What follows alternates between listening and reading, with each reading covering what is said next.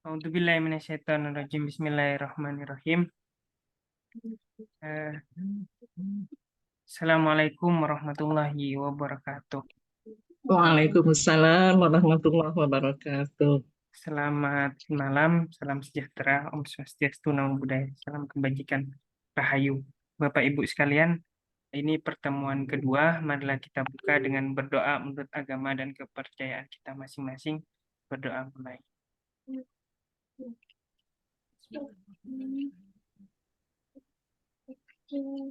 Selesai.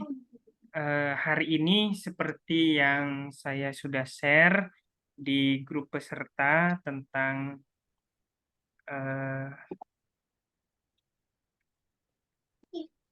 menemukan topik riset yang aktual ya, dan mencari referensi yang berkualitas kayak gitu.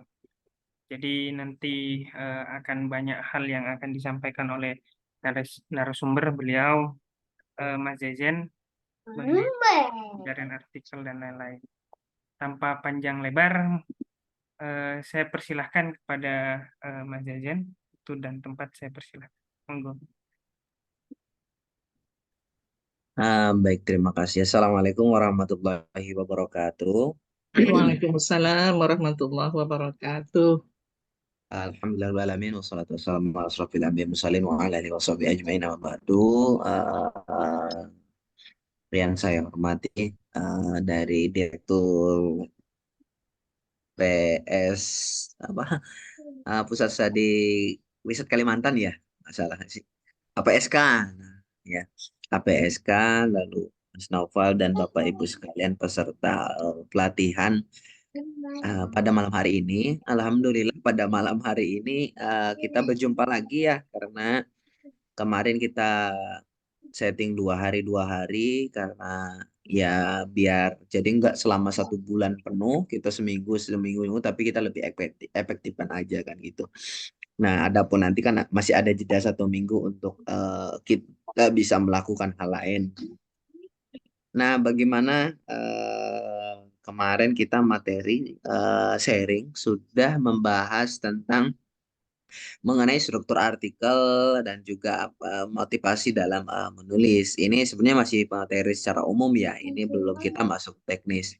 Nah, adapun malam hari ini saya ingin coba untuk sharing bagaimana mencari topik riset dalam yang aktual, khususnya yang lebih menarik, dan juga bagaimana mencari referensi yang berkualitas. Yang mudah-mudahan nanti dari aspek akun dan juga sinyal juga mendukung ya. Mudah-mudahan kita bisa akses itu. Nah, langsung saja sebenarnya begini Bapak Ibu sekalian. Sebelum saya memaparkan terkait bagaimana mencari riset atau topik yang aktual, apalagi kan kemarin kita sudah bertemu, sudah ngobrol latar belakangnya lah. Ada yang dari manajemen pendidikan, ada yang sosiologi, antropologi, ada juga dari jurusan mungkin yang lain. Jadi kan secara umum saya kan spesifiknya Islamic Law, tapi mungkin nanti saya akan coba materi menggunakan riset Islamic Law, tapi nanti hukum Islam, tapi nanti mungkin Bapak Ibu sekalian bisa mengkiaskannya lah, karena metodenya sama. Dan coba nanti kita akan diskusikan mengenai materi-materi yang bisa dicari. Nah, lagi-lagi Bapak Ibu, di sini sebenarnya saya itu hanya pemantik aja ya. Jadi ketika saya menyampaikan, kalau di pertengahan mau bertanya, saya rasa silakan nggak apa-apa, karena kita saling sharing aja kan. Gitu. Nah, adapun malam hari ini kita lebih cepat. Saya tuh bikin ada 30 slide ya, kayaknya kebanyakan juga, tapi kita singkat-singkat aja lah. Nah, itu yang esensinya kan, nah, kan gitu. Saya coba untuk saya sharing dulu lah.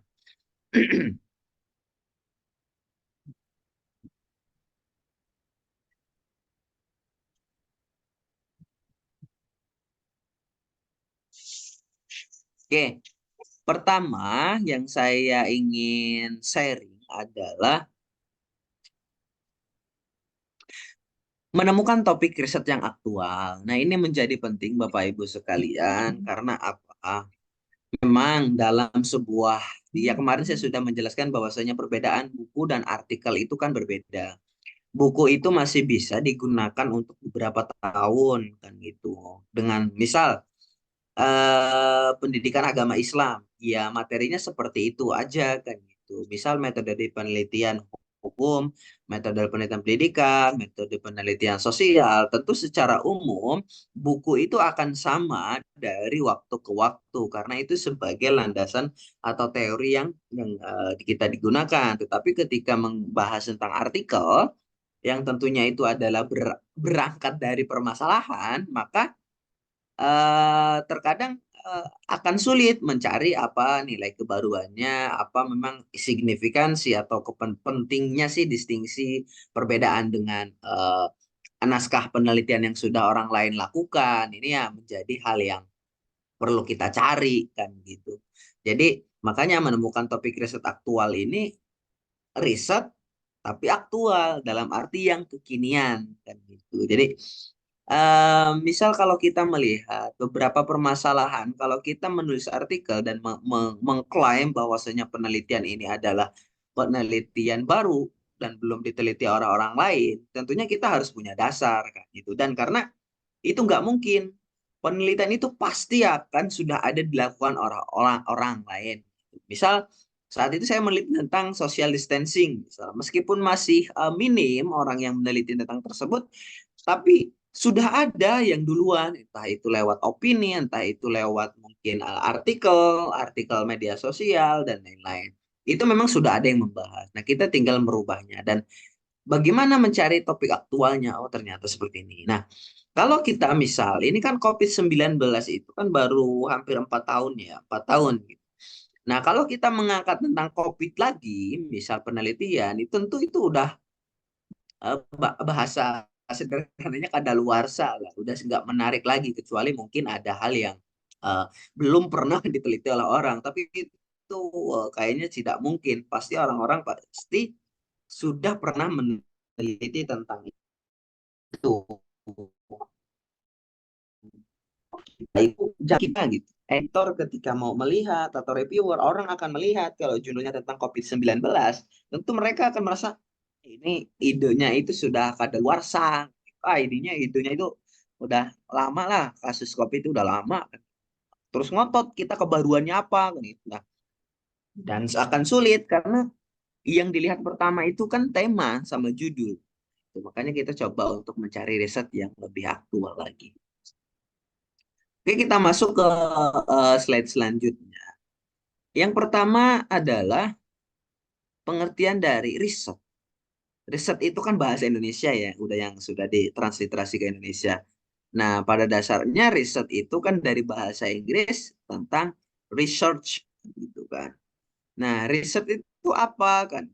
Kalau secara bahasa itu kan research. Kata induknya adalah search atau mencari. Kalau kita mencari itu search, berarti kan kita belum tahu. Tapi kalau research itu mencari ulang. Gitu. Makanya di situ akan dijelaskan kenapa sih ada kebaruan.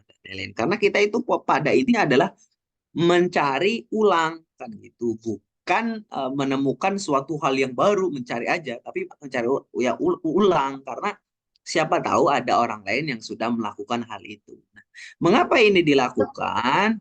Yang pertama adalah tentu pasti ada penasaran. Ini wajar.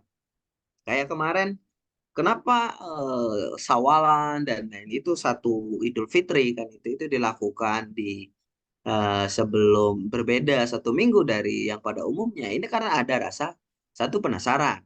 Mari kita sudah menjelaskan bahwasanya penasaran itu kan ada penasaran pribadi dalam subjektif, ada penasaran kepoisme yang akademik kan gitu. Ini harus dibedakan kan gitu. Ada masalah yang kita penasaran, ternyata ada masalah yang nggak perlu dipecahkan, ada juga yang perlu dipecahkan. Nah, kenapa penasaran? Satu, berarti ada yang janggal. Loh, kok biasanya kita itu puasa Lebaran itu kan bareng-bareng. Ini kok kalaupun selisih 3 hari, tiba-tiba ini kok selisihnya seminggu lebih kan gitu. Ini kan ada satu yang janggal. Kedua, rasa ingin tahu. Loh, kok bisa ya? Ini kenapa ini terjadi? Nah, ingin tahu. Yang selanjutnya adalah ada ketidakpuasan dari riset-riset terdahulu. Misal, riset terdahulu itu menyebutkan bahwasannya penelitian tentang undang-undang, misal RUU TPKS, misal undang-undang TPKS, tindak pidana kekerasan seksual, itu ada pihak yang tidak puas pada beberapa pasal. Misal pasal 10 yang membunyi tentang ABCD. Saya itu kurang puas, kurang setuju dengan pasal ini karena mungkin masih ada bias gender. Nah, ketidakpuasan ini akan membawa kita kepada rasa penasaran. Akhirnya kita mencari tahu dan juga akhirnya melakukan research, mencari ulang. Akhirnya dikaji apa yang menjadi kita tidak puas. Uji coba pun demikian. Mengapa hal ini bisa terjadi? Apakah hal ini itu bisa diterapkan di tempat saya, ataukah memang hanya tempat saya, atau mungkin di tempat orang lain pun sama kan gitu, atau mungkin ada berbeda. Kira-kira bisa nggak sih hal ini bisa diterapkan? Misal di Jogja itu kan ada Masjid Jogokarian yang secara kita ketahui bahwasanya saldonya katanya selalu nol, ada infak, apalagi setiap Lebaran itu kan, setiap Ramadan itu kan ada makanan gratis, takjil gratis kan. Nah, apakah ini nih dengan metode yang seperti ini bisa diterapkan di tempat lain kan? Nah, ini kan harus uji coba. Kalau kita mau melihat ternyata bisa, metode ini bisa diterapkan. Ternyata di beberapa tempat metode ini nggak bisa diterapkan. Untuk beberapa wilayah yang masih desa, metode yang seperti ini itu memang sulit untuk diterapkan. Karena apa? Daya infak ekonomi masyarakat itu sangat minim kan. Sehingga mau sedekah pun susah.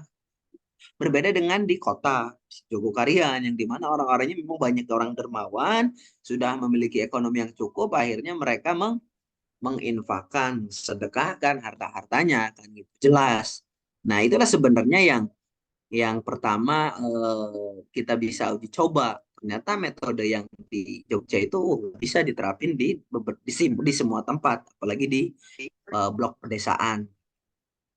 Selanjutnya adalah ingin mendapatkan hal lebih, terus memprediksi masa depan, bagaimana masa depan, dan itu. Nah, kayak waktu saya ikut pelatihan tentang haji metaverse, kan itu apakah memang bisa atau enggak. Terus ini sekarang AI, apakah AI itu bisa menggantikan riset, kan gitu, dan lain-lain. Mengubah keadaan pun sama, terus memproyeksi masa depan. Nah, inilah adalah keutamaan dari riset itu sendiri. Research atau mencari ulang. Oke. Next. Nah, permasalahan tadi terkait riset ini sebenarnya berawal dari ini, diagram ini ya, Bapak Ibu sekalian. Nah, kalau kita mau melihat detail atau mungkin ini saya nggak tahu ya istilahnya di beberapa tempat apakah sama atau tidak. Yang jelas itu Dasein dan Dasolen. Maaf kalau keliru. Kalau desain itu kan harapan. Dasol, Dasein, Dasolen. Ya, Dasein itu harapan. Dasolennya itu kenyataan. Kan gitu. Ini menjadi penting harus diketahui ya. Jadi kalau bahasa akademiknya, ternyata saya berharap seperti ini, ternyata Allah kasih seperti ini bahasanya. Itu kan sebenarnya masalah juga Dasein Dasolen. Jadi dalam penelitian dunia ini nggak hanya dalam hard research saja, tetapi dalam hidup juga sama. Jadi misal saya inginnya itu mendapatkan mobil Pajero, misal ternyata Allah mengasih cuma Brio. Nah ini kenapa? Nah, ini ada dasain dasolun yang bergerak. Oh ternyata ibadah kita kurang. Oh sedekah kita kurang. Nah, mungkin saja seperti itu. Itu dari segi keagamaan. Sama dalam penelitian juga. Ketika ada desain, ternyata ada solan. Lebih enaknya itu adalah peraturan perundang-undangan. Atau misalnya karena ini Bapak Ibu adalah dosen, secara umum kan ada program MBKM ya, Kampus Merdeka, Merdeka Belajar. Secara aturan, secara SOP itu jelas. Itu adalah desainnya. Keharapannya itu bagus. Tetapi pada kenyataannya, dasolannya itu belum efektif diterapkan di beberapa sekolah, di beberapa kampus.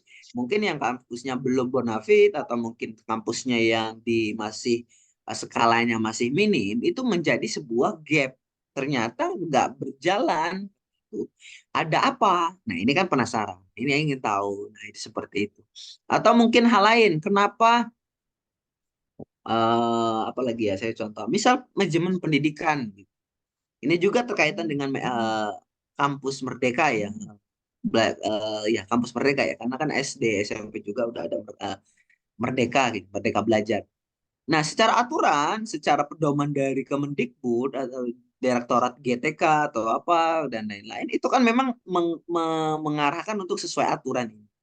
Tetapi pada kenyataannya di lapangan itu pasti akan berbeda. Nah, jangan jauh-jauh deh ketika kita RPP sama pembelajaran biasanya juga berbeda kan. Nah, ini adalah salah satu desain-desolennya. Ini yang paling pertama harus kita cari sebelum melakukan sebuah penelitian. Nah, setelah kita melihat, oh ternyata ada gap-nya. Nah, ada gap. Gap ini kan bisa dilihat dari theoretical gap, terus population gap, dan lain-lain. Tapi yang paling penting di sini pertama adalah ada kesenjangan antara yang diharapkan dan kenyataan. Nah, akhirnya ini menjadi sebuah masalah. Apa masalahnya? Nah, ketika kita sudah menemukan masalahnya, misal tadi ada undang-undang, oh maaf, saya coba yang karena lebih umum aja lah, tentang MBKM itu tadi, misal kampus Merdeka. Ada masalah, ternyata ini belum bisa diterapkan di beberapa kampus yang mungkin di daerah pedalaman, daerah-daerah yang kota kecil. Nah, apakah ini menjadi sebuah permasalahan yang problematik atau tidak problem? Kan itu. Apakah ini harus diselesaikan dalam riset, melalui riset atau tidak? Kan gitu. Misal ini yang sekarang lagi ngetren itu RUU yang masih ajuan ya, draft ya, RUU tentang undang-undang penyiaran. Itu kan masih di problem ya. Ada yang mendukung, ada juga yang tidak mendukung. Jadi seperti Dewan Pers sudah kehilangan kuasanya di Dewan Pers, terus lembaga-lembaga berita independen seperti Narasi, terus Tempo itu kan independen ya, itu terancam untuk rentan untuk bukan disalahgunakan, maksudnya ada intervensi lebih lah kan. Nah, ini menjadi masalah. Tapi apakah masalah ini menjadi problem atau tidak problematik kan? Kalau dia akan mempengaruhi hajat orang banyak, akan lebih menimbulkan madorot lah kalau bahasa Islamnya, itu mau problematik, itu bisa dilakukan. Tapi ketika memang, buat apa diteliti? Udah nggak ada gunanya juga kan. Buat apa diteliti kan? Ternyata ada apa sih muatan dari rancangan undang-undang itu kan. Nah, ini baru diteliti, oh ternyata ini. Kalaupun memang nggak penting untuk diteliti ya, sama aja nggak perlu. Nah, itu. Nah, seperti itu Bapak Ibu, yang masalah ke atas, gap ke samping. Nah, ini gimana? Apakah memang gap dan masalah ini sejalan atau enggak? Next, selanjutnya adalah bagaimana merumuskan sebuah masalah. Dalam metode penelitian, pendekatan ya, biasanya ada yang menganggap kuanti kuali itu apa sih, pendekatan apa sifat atau apa kan? Kalau saya lebih kepada ke pendekatan. Nah, kalau kuantitatif itu biasanya umumnya kan bermain dengan angka, dengan data-data yang memang rigid atau data-data yang sudah memang ada angka. Nah, itu yang pertama, kuantitatif itu lebih menekankan variabel relevan dan tidak relevan. Itu biasanya anak-anak ekonomi kan, jurusan ekonomi. Mayoritas kan efektivitas, lalu pengaruh, pokoknya yang kuesioner itu lebih ke kuantitatif. Nah, menetapkan relasi antara variabel. Jika X, maka X, Y berpengaruh ke Z atau enggak. Atau mungkin faktor X itu mempengaruhi Y atau enggak. Nah, kalau kualitatif itu lebih kepada menetapkan sebuah konsep. Menetapkan interpretasi konseptual. Jadi lebih kepada eksplorasinya. Nah, jadi kita harus mengetahui kita tuh mau melakukan apa sih kan. Apakah memang mau melihat dari isu fenomenanya atau mungkin seperti apa. Nah, di sini perlu kita lihat juga mencari masalah itu bukan mencari judul. Kan gitu. Kadang kita itu sering terpengaruhi, kita mau meneliti itu, malah buat judulnya terlebih dahulu kan. Nah, pada dasarnya yang paling penting adalah masalahnya, temanya, terus masalahnya apa. Judul itu bisa berganti-ganti selama kita mau menulis. Jadi, judul itu saya dipoles itu di akhir. Itu karena apa? Judul akan menyesuaikan isi yang ada di dalam artikel kita gitu. Karena akan sulit ketika kita berpatokan pada sebuah judul, tapi isinya kita tuh berubah-berubah. Nah, itu akan lebih sulit. Makanya isi dulu, baru judul. Nah, ini dalam penulisan pun sama ya. Mana yang lebih duluan, sebenarnya kan dalam menulis itu bukan judul, abstrak, pendahuluan, result, discussion, conclusion. Itu referensi. Tapi kalau saya menyarankan Bapak Ibu sekalian, kalaupun mau meneliti itu lebih pertama adalah yang harus dicari adalah kita menulis literatur review dulu. Literatur review dulu, baru kita menulis introduction, jelas masalah. Jadi untuk literatur review itu menempatkan posisi penelitian kita. Oke, next. Selanjutnya adalah tujuan riset. Yang pertama memang mencari tahu apa, siapa, bagaimana. Kalau biasanya sih bahasa bahasa ilmiahnya itu ontologis, metodologis, sama epistemologi kan gitu. Kalau ontologis itu mungkin apa. Kalau metodologis itu bagaimana. Kalau epistemologis itu lebih ke kenapa. Kenapa ini terjadi. Itu adalah menjelaskan bagaimana. Yang terakhir adalah merancang masa depan. Nah, meramalkan apa yang akan terjadi jika ini A di variabel A, variabel B, itu hasilnya bagaimana. Itu tujuan riset. Nah, selanjutnya rentang waktu tujuan riset itu sebenarnya bervariatif ya Bapak Ibu sekalian. Makanya kita heran ketika ada orang yang secara produktif, ya kita bukan menyalahkan orang produktif, tidak. Tapi kita merasa bahwa heran kalau ada satu orang dalam 1 tahun publikasi artikel di atas 30 kan gitu. Bukan kita suujon atau gimana, tapi untuk orang yang sehat, dalam arti sehat itu pekerjaannya kerja nulis itu seperti tidak mungkin, atau mungkin orangnya ini setiap hari nulis kan. Bisa aja kan. Tapi lagi-lagi entah itu kolaborasi, entah penulis, ini saya kurang paham. Tapi ini menjadi hal yang agak kurang logis karena menjadi kok bisa ya cepet kan gitu. Menulis paper aja kan bisa memakan waktu kan gitu, apalagi publikasinya gitu. Nah, yang pertama adalah waktu untuk ini kita coba nanti bisa teman-teman Bapak Ibu sekalian sesuaikan saja kayak timelinenya ya. Misal di bulan mencari tahu di bulan ini tujuan risetnya agak lama ya. Kalau yang riset biasa sebenarnya 6 bulan itu sudah bisa. Tapi kalau pembimbing saya itu Prof. Ois Nur Lailawati itu lebih menekankan menulis itu yang berkualitas. Kalau menulis seminggu selesai itu nggak mungkin katanya. Setidaknya kamu minimal 6 bulan itu baru bisa menulis dengan bagus kan gitu. Jadi memang banyak baca. Nah, itu. Jadi mencari tahu di bulan Februari 2023 misalnya di Juna itu menggambarkan, menjelaskan. Nah, sekarang Februari terus memprediksi dan menciptakan ya. Sebenarnya untuk timeline riset itu macam-macam tergantung Bapak Ibu sekalian. Nah, ini ada beberapa pengetahuan lah singkat sebenarnya.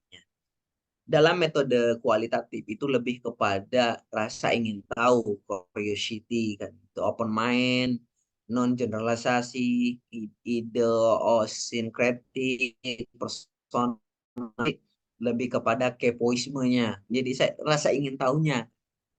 Kalau metode kuantitatif itu lebih kepada konfirmasi, kan, itu hubungan suatu pola, hubungan suatu variabel, menggunakan teknik sampling, yang compare suatu masalah.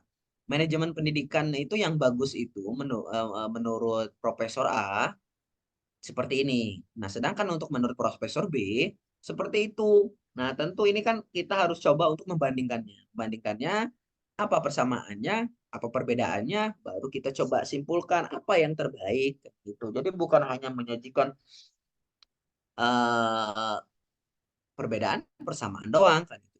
Setidaknya kita juga harus memberikan apa sih kebaruannya, apa sih solusi dari adanya persamaan perbedaan itu kan gitu.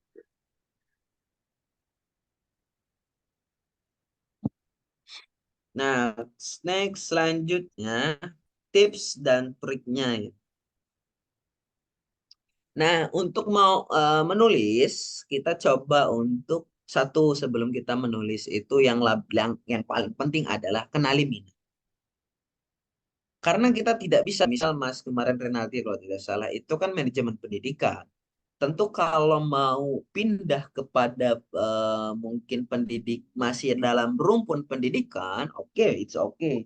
Tapi ranahnya kalau dia sudah lari ke misal hukum, ke sosiologi, tentu bukan bukan kita nggak boleh Mas Renaldi itu untuk meneliti tentang itu karena sekarang kan ada penelitian yang interdisipliner, multidisiplin, transdisiplin, MIT. Nah, tetapi ini adalah mencari bagaimana minat teman-teman. Ya, lebih bagus lagi kolaborasi kalau mau seperti itu kan. Nah, kenali minatnya. Oh, ternyata saya itu lebih ahli dalam bidang kuantitatif. Kalau bidang kuali saya itu nggak bisa. Atau bahkan ada sebaliknya, saya lebih bisa penelitian tentang kualitatif. Kalau kuantitatif itu saya nggak bisa ngotak-ngatik dari segi SPSS-nya mungkin atau aplikasi dan lain-lain. Nah, ini menjadi kenali dulu minatnya seperti apa, hobinya seperti apa.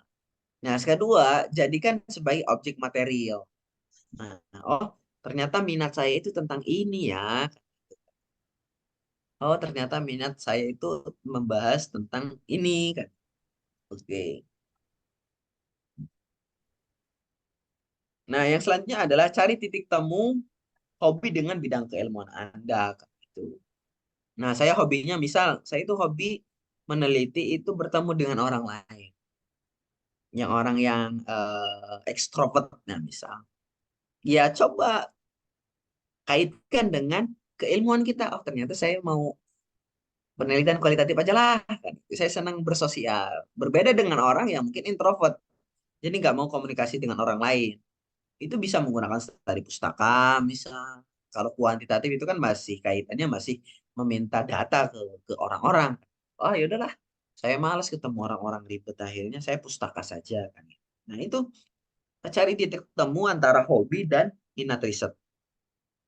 Perluas cakupan bidang hukum keilmuan, tidak hanya soal jalur primer. Nah, ini lebih kepada interdisiplin dan lain-lain. Mencari sudut pandang baru.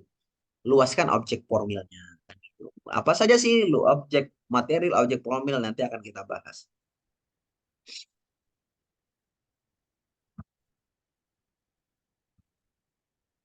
Nah, pengayaannya mungkin Bapak Ibu sekalian bisa kalau mau meningkatkan bagaimana mencari ide-ide yang aktual, mencari ide-ide topik yang lagi hangat nih. Terus saya menemukan itu yang pertama memang perkuat tinjauan literatur dan lintas disiplin. Jadi eh, rajin-rajinlah untuk membaca terus terus. Anda kalau mau menulis, kalau nggak baca ya dari mana? Apa yang mau ditulis kalau nggak baca? Itu. Nah, yang udah perkuat tinjauan literatur, lintas disiplin, apa-apa. Misal ternyata pendidikan itu ditinjau dari sudut pandang dakwah, dari sudut pandang sosialnya, dari sudut pandang sosiologi, hukum, dan lain-lain.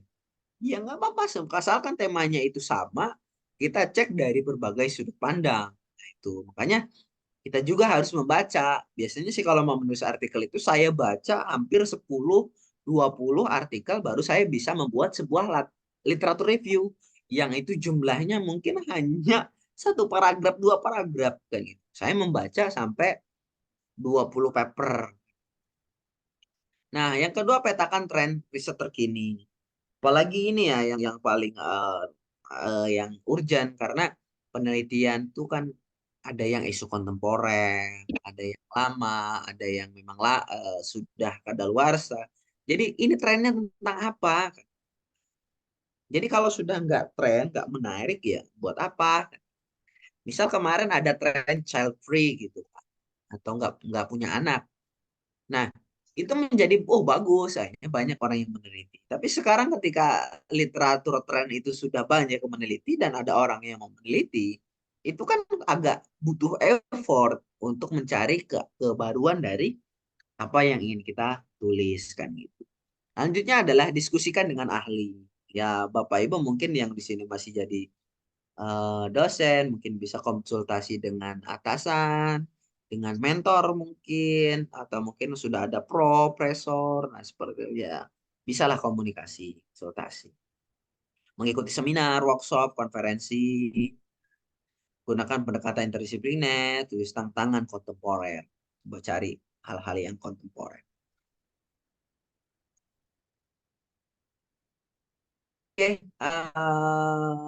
sejauh ini apakah ada pertanyaan? Kalau mau ada pertanyaan, kita break 1 menit sambil saya minum dulu. Kalau mau ada yang tanya, nggak apa-apa. Ya, Bapak Ibu, silakan kalau ada pertanyaan sebelum dilanjut, saya persilakan. Mau nanya nih Mas, Silakan, Ya, silakan Bu. dengan senang hati. ini ya di dalam ini Mas, kalau kita mau seminar gitu ya, biasanya kan panitianya minta abstrak dulu nih. Sementara Mm-mm, tulisan kita belum selesai gitu loh. Ini mm-mm. gimana trik untuk membuat apa abstrak itu menarik, tapi tulisannya belum belum sempurna atau belum selesai gitu, Mas. Terima Oke, kasih. Itu sama-sama. aja. Langsung saya jawab ya, Bu. Ya, Baik, terima kasih, ya. Bu. Memang sebenarnya itu jadi problem ya. Tapi saya kasih tahu yang halusnya dulu. Nanti sebenarnya kemarin sudah kita spill. Nah, nanti saya kasih tahu triknya. Eh, Memang secara umum panitia seminar konferensi itu meminta abstrak. Nah, tujuannya adalah meringkas dan memudahkan mereka bekerja. Karena kalau kita mau mengirimkan full paper, tentu kan mereka harus baca banyak dari banyaknya naskah-naskah. Akhirnya ya abstrak aja dengan harapan secara idealnya penelitian itu sudah ada, sudah dilakukan.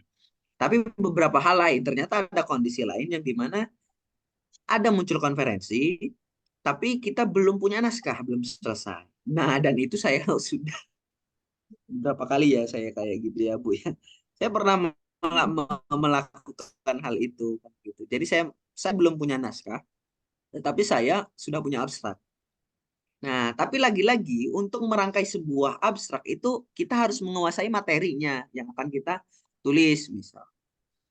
Nah, ini cara pertama yang bisa Ibu lakukan adalah di abstrak itu kan ada bagian-bagiannya.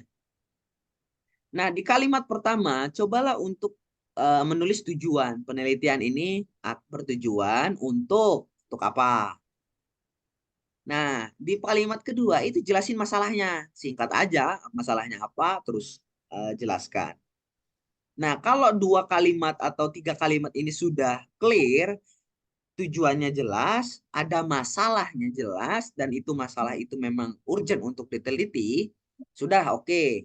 Nah, tinggal kalimat selanjutnya adalah jelasin metode penelitiannya. Penelitiannya penelitian kualitatif dengan ini singkat saja mungkin 1 kalimat. Nah, yang terakhir adalah temuan. Nah, temuan ini Ibu bisa menggunakan atau mencantumkan yang masih dalam ide awang-awang lah kan gitu. Nah, maksudnya awang-awang ini itu hipotesis lah. Pakai hipotesis aja nggak apa-apa. Karena apa? Abstrak itu kan di awal di store. Nanti setelah kita lolos abstrak, itu ada pengumpulan full paper. Nah, itu kan bisa rada dimodif lagi abstraknya. Ya nggak apa-apa. Yang penting hipotesisnya itu sudah ada. Kita sudah tahu, oh ternyata pasti tebakannya seperti ini. Jadi yang penting ditulis aja. Itu trik pertama, tetap ditulis aja dengan metode tadi tujuan, masalah, metode, temuan. Kalau mau kasih saran juga nggak apa-apa. Nah, yang kedua adalah itu bisa dirubah ketika ngumpul full paper. Nah, itu sebenarnya jadi nggak masalah. Yang penting temuan, masalah pasti tetaplah. Temuannya itu setidaknya kita sudah punya hipotesisnya yang ingin kita selesaikan. Karena kita pasti nggak mungkin lah ketika mau meneliti kita belum tahu nol apa hasil dari penelitian itu. Pasti kita sudah tahu kan gitu. Mungkin itu Ibu Rina. Ya, baik, terima kasih Mas. Ada satu lagi nih Mas ya. Ya, Bu. Eh, Kan apa nih, kita sudah menulis nih. Nah, tadi judul itu tadi ya. Judul itu tadi ada disampaikan gimana dia ada menarik gitu ya. Menarik ini mungkin relatif ya pada pada orang yang baca gitu kan. Ah, kalau yang secara umum menarik itu gimana ya Mas ya? Oke, baik. Mm-mm. Iya memang Bu, di beberapa tempat kalau judul itu kan memang substantif ya. Jadi Iya. subjektif. Jadi setiap orang yang menilai itu kadang kita melihat oh ini judulnya menarik, tapi ada orang lain yang memang melihat oh enggak menarik, ini sudah banyak yang meneliti. Nah, setidaknya seperti ini Bu. Judul itu kita bisa memunculkan masalahnya apa, dilakukan dengan apa, kontribusinya apa gitu. Atau mungkin kontribusi juga nggak dimasukin nggak apa-apa karena ini ada dua perdebatan, ada yang mungkin masalah dan apa yang hendak dilakukan, ada juga yang ditambah kontribusi. Tapi yang jelas kalau saya memahami harus ada objek material dan formilnya di dipaparin. Misal kita membahas tentang undang-undang TPKS gitu, tindak pidana kekerasan seksual. Objek materialnya adalah undang-undang itu. Nah, secara formilnya itu dianalisis oleh apa? Sosiologi kah? Usul fikih kah? Hukum Islam kah mungkin? Atau mungkin segi dakwahnya? Atau mungkin segi gender mungkin? Nah, itu harus dimunculkan. Kan itu. Jadi memang jelas. Dan kalau kita meneliti, kalau lebih enak itu meneliti tentang budaya ya, lokalitas, apalagi Islam dan lokality.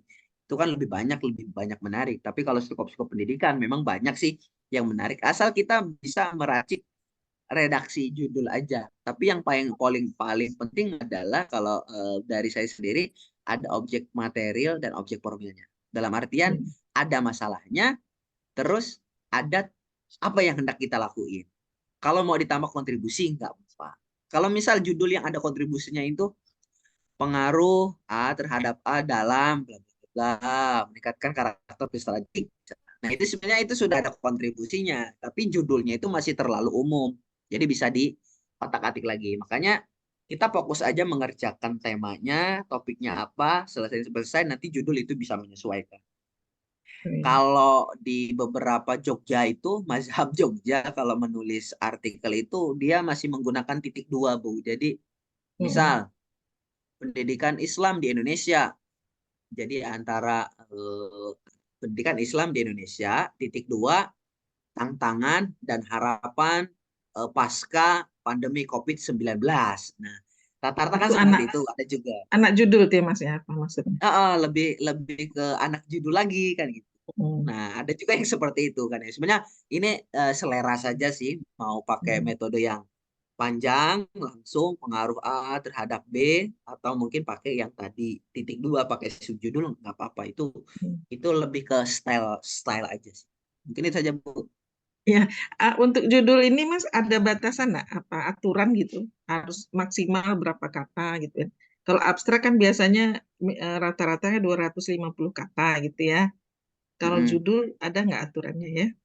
Kalau judul itu sebenarnya ada yang memaksimalkan itu 16, ada yang 20. Tapi kalau usahain 16. aja nggak lebih dari 16 Bu. Oh ya, 16 kata. baik. Terima kasih Mas. Oke, Bu. Oke, baik. Terima kasih. Saya lanjut ya, Bapak Ibu. Iya, iya. Nah, ini menemukan topik riset yang aktual. Nah, ini saya coba untuk contohnya karena saya punya contohnya tentang FI.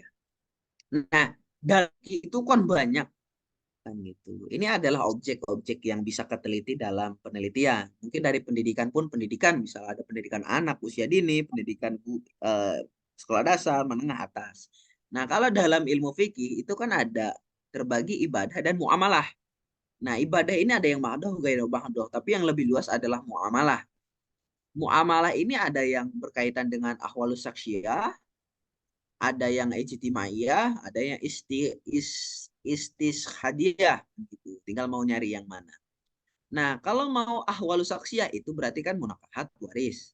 Ijtimaiyah itu ada siasah. Kalau yang satunya ini lebih kepada tabaruk dan goiru tabaruk, ada macam-macam. Jadi kita tinggal mau lihat yang mana topiknya. Misal awal saksiyah, wah saya mau meneliti tentang waris kan gitu. Nah, posisi fikih, ilmu fikihnya berarti kan dari fikih ke muamalah ke awal saksiyah ada ke mewaris. Nah, ini secara umum ya petanya. Nah, topik-topik saya mengangkat tentang ekonomi syariah. Dalam penelitian hukum ekonomi syariah itu kita ada banyak. Ada hukum zakat, infak sedekah, muamalah klasik, muamalah kontemporer, perbankan syariah, asuransi syariah, dan sebagainya. Nah, ini topik-topik yang mungkin bisa diangkat. Tentunya ini dalam beberapa skup Bapak Ibu juga, ya Bapak Ibu yang lebih tahu ya kira-kira bidangnya seperti apa. Dari dalam pendidikan pun pendidikan seperti apa. Nah, ini banyak ya kalau hukum ekonomi syariah itu. Karena kan ekonomi syariah, jadi ekonomi itu kan luas. Belum ke makronya, ini masih mikro kan gitu. Nah, cuma kita lewat saja. Nah, objek material itu kita bisa lihat itu, ini sumber-sumbernya. Misal Bapak Ibu mau peneliti tentang hukum atau perkawinan, itu bisa objek material itu undang-undang, peraturan, terus putusan pengadilan, dan lain-lain. Atau mungkin dalam bidang pendidikan, kita objek materialnya adalah peraturan-peraturan tentang pendidikan, Permenteri Pendikbud, atau seperti apa, Kampus Merdeka, dan lain-lain. Itu adalah objek material. Bahasanya itu bahannya loh. Jadi bahan atau aturan yang sudah ada. Nah, kalau ini lebih kepada aturan, tapi kalau dia sifatnya kualitatif, berarti objek materinya adalah masalah di lapangan seperti apa. Jadi, misal ada tragedi perceraian di masyarakat saat COVID-19. Nah, objek materinya adalah satu, memang undang-undang termasuk. Kenapa orang bisa bercerai? Selanjutnya adalah bagaimana masyarakat ini kok bisa bercerai? Ini adalah objek materialnya. Nah, sedangkan dalam objek formilnya, kita sudah tahu nih bahannya, formilnya itu mau diapain. Mungkin dari usul fikih, ada usul fikih, maqasid syariah, kaidah fikih, masalah mursalah. Itu dari hukum Islamnya. Dari hukum normatifnya ada kaidah hukum, asas hukum, norma hukum, hukum dagang, dan lain pasar modal, filsafat hukum. Nah, kalau dari sosial legalnya, bagaimana aturan itu diterapkan di masyarakat? Ini lebih ke efektivitas hukum, politik hukum, antropologi hukum, sosiologi hukum. Sama kayak bagaimana pendidikan Islam di masyarakat itu seperti apa. Mungkin nanti itu antropologi pendidikan, sosiologi pendidikan. Kan ada kan, sosiologi pendidikan juga ada. Atau mungkin sosiologi secara murni, kenapa orang memilih untuk melakukan sesuatu di masyarakat. Kan gitu. Ada gender dan hukum, dualisme hukum. Nah, ini adalah objek material, lebih kepada caranya.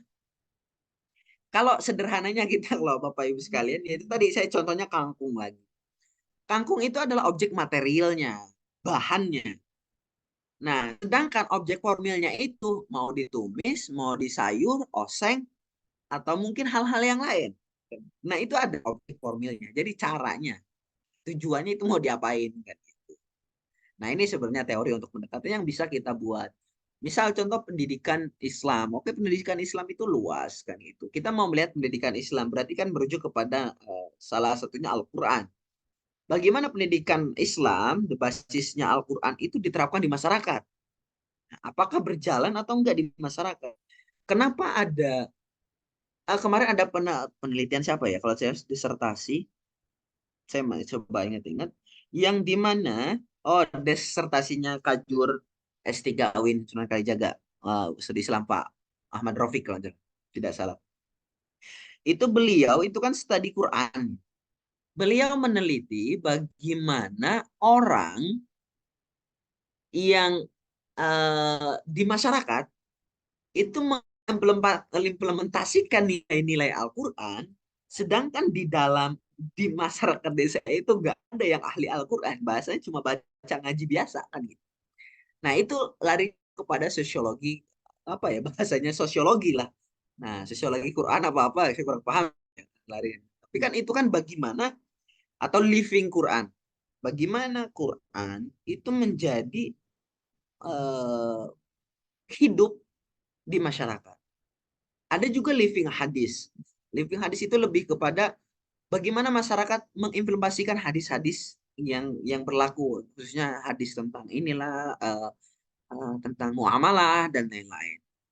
Nah, ini menjadi objeknya kan gitu. Jadi itu adalah materialnya, sedangkan penelitiannya itu objek formilnya adalah mau meneliti tentang apa? Apakah makosidnya, kayak di qawaid fikihnya, masalahnya atau istinbatnya, atau mungkin hal-hal yang lain. Nah, misal kalau fatwa DSN, fatwa gitu.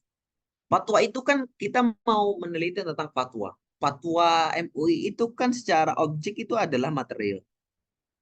Nah, tapi kita akan melihat, oh ternyata fatwa ini coba saya mau mengkajinya dari sudut pandang usul fikih atau maqasidus syariah. Apakah memang kita melihat sesuai dengan kaidah-kaidah maqasid dalam penentuan hukumnya atau tidak kan gitu. Nah, ini menjadi sebuah hal yang bisa kita cari gitu. Setidaknya riset aktual itu lebih kepada yang terjadi saat inilah. Nah, kalau untuk pendidikan saat ini ya yang terakhir itu kan Merdeka Belajar. Apakah Merdeka Belajar ini sesuai dengan bahasanya nilai-nilai Islam? Kan itu. Itu kan aktual kan juga waktu kemarin. Kalau yang sekarang saya kurang paham ya isu aktual dalam pendidikan saat ini. Misal pengaruh UKT, kenaikan UKT terhadap keberlangsungan keharmonisan rumah tangga keluarga gitu, rumah tangga gitu. Apakah mempengaruhi keharmonisan keluarga enggak UKT yang mahal? Kan itu kan menarik juga ya kan gitu. Tapi apakah itu problematik atau enggak? Ya bisa saja problem karena kan yang sekarang ya berita terbaru kan UKT yang naik itu kan ditunda sampai tahun depan. Nah, itu. Oke.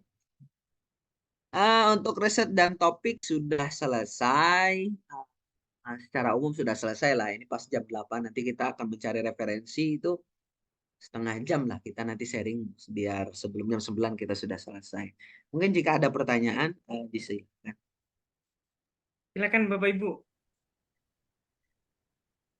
Tadi tentang objek material. Oke, Mas Dajen.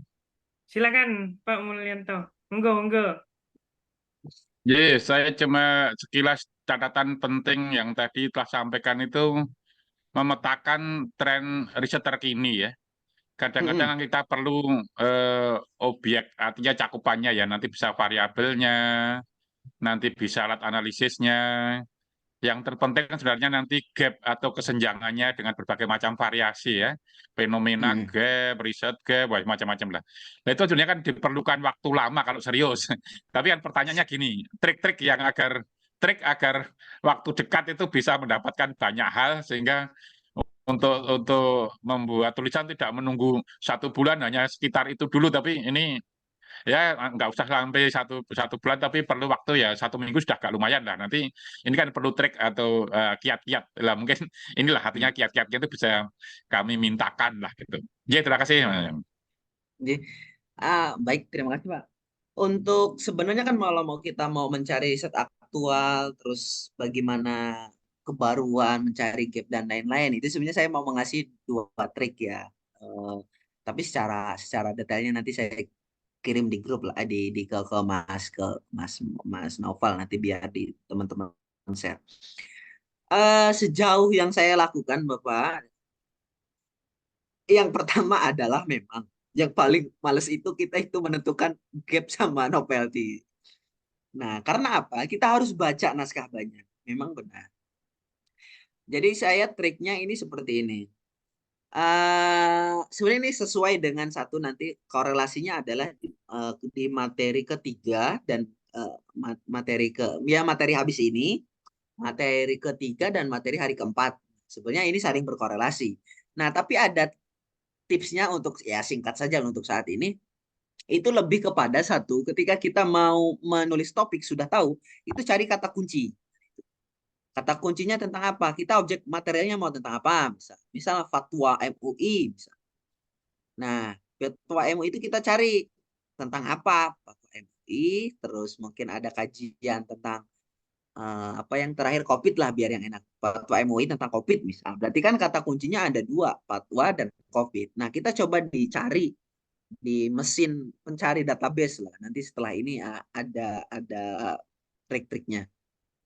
Nah, biasanya saya download aja semua dulu. Jadi saya downloadin semua. Nah, setelah saya downloadin semua, saya buat tabel gitu. Jadi tabelnya itu seperti ini. Misal si A, penulis A, judulnya ini meneliti tentang ini, meneliti tentang ini. Jadi kita cari. Saya cuma hanya melihat, makanya abstrak itu yang paling bagus itu kan jelas, clear. Ada masalahnya, ada tujuannya, ada metodenya, ada temuannya, kan gitu.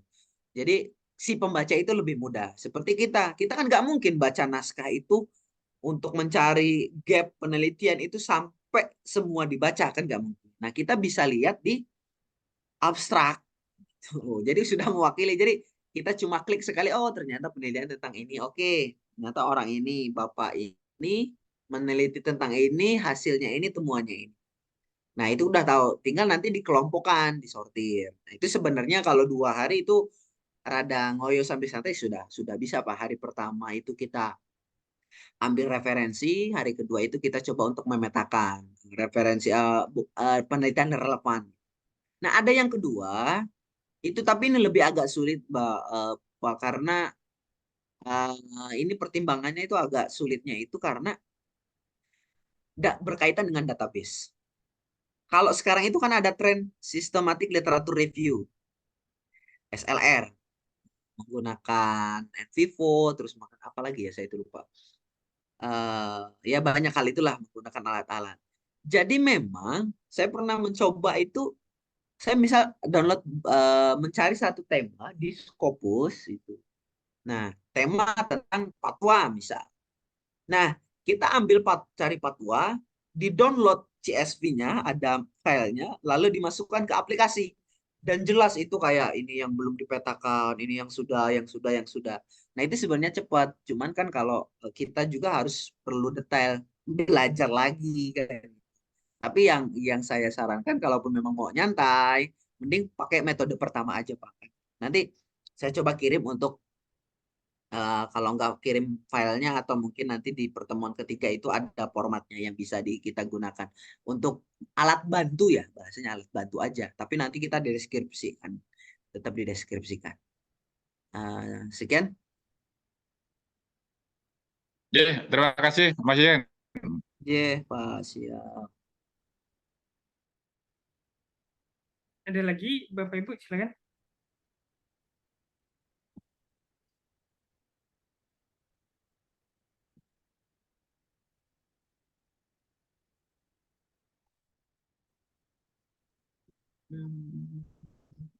Atau dilanjut dulu sih. Oke, bentar saya mau buka HP dulu bentar.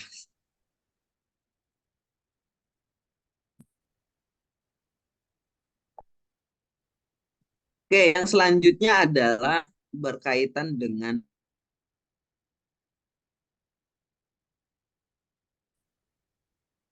bagaimana kita mau menulis hal atau yang berkualitas. Tentunya alat atau mungkin bahannya pun harus berkualitas. Itu apa sih indikator dari hal bahan atau mungkin bahan-bahan yang kita buat itu berkualitas? Tentu yang pertama adalah referensi ya, Bapak Ibu sekalian. Mungkin kita sudah memahami, Bapak Ibu sudah paham kepada mengajarkan mahasiswanya kalau mau menulis itu skripsi tugas akhir itu kita merujuk ke buku, terus juga merujuk ke mungkin kalau ada berita di media itu pun jangan sampai Wikipedia atau mungkin alamat-alamat yang kurang. Nah, ini menjadi penting sama dalam menulis artikel juga. Berkualitas itu akan membuat papernya berkualitas. Kalau rujukan kita masih minim, itu tentu akan juga minim kan kualitasnya. Apalagi kalau kita mau melihat kita mau merujuk penelitian seseorang. Ternyata seseorang itu mungkin masih S1. Ya oke, bukan kita meragukan anak S1, tapi ini perlu dipertanyakan kualitas papernya seperti apa. Nah, itu. Kalau kita mau merujuk ke jurnal non-Sinta, ini kualitasnya seperti apa sih jurnal non-Sinta? Kan gitu. Jadi bahan itu menjadi hal yang penting untuk kita buat. Karena apa? Semakin tinggi tujuan akreditasi jurnal kita, entah itu Sinta 1 atau mungkin ke Scopus, maka referensinya pun harus yang berbobot. Kan. Usahakan jurnal-jurnal internasional. Kan gitu. Nah, kembali lagi. Menulis adalah proses yang kreatif. Writing is a creative process. Menulis adalah proses kreatif. Jadi kreatif di sini bukan dalam arti kreatif dalam ide kita saja topik terbaru, tapi bagaimana kita juga menggunakan fitur-fitur yang ada saat ini. Kayak kemarin kan di akhir slide itu kan kita bahas tentang 60% penggunaan naskah itu dilaksanakan dengan stupid jobs gitu kan, atau mungkin cara kerja yang bodoh bahasanya, karena yang ngerjakan adalah mesin. Tapi 40%-nya adalah kita yang mengkonsep, gitu, mencari judul, mencari bagaimana menulis abstrak, introduction, penulisan dan lain-lain. Bahkan sekarang tuh kan ada yang AI, saya lupa kemarin dilihat di Instagram itu ada AI yang bisa membuatkan topiknya tentang apa. Jadi kita kasih tema, dia selesai. Ada subbab-subbabnya, pokoknya sampai selesai. Jadi kalau Pak Mul tadi, kalau mau cepet ya, maafnya ngomong, sehari itu bisa jadi Pak, itu pakai AI Pak. Cuman kok bisa gitu kan. Itu beneran ada. Nah, saya lupa namanya apa ya, aneh gitu. Jadi kayak membuat introduction, membuat pembahasan, itu sudah AI yang bahas.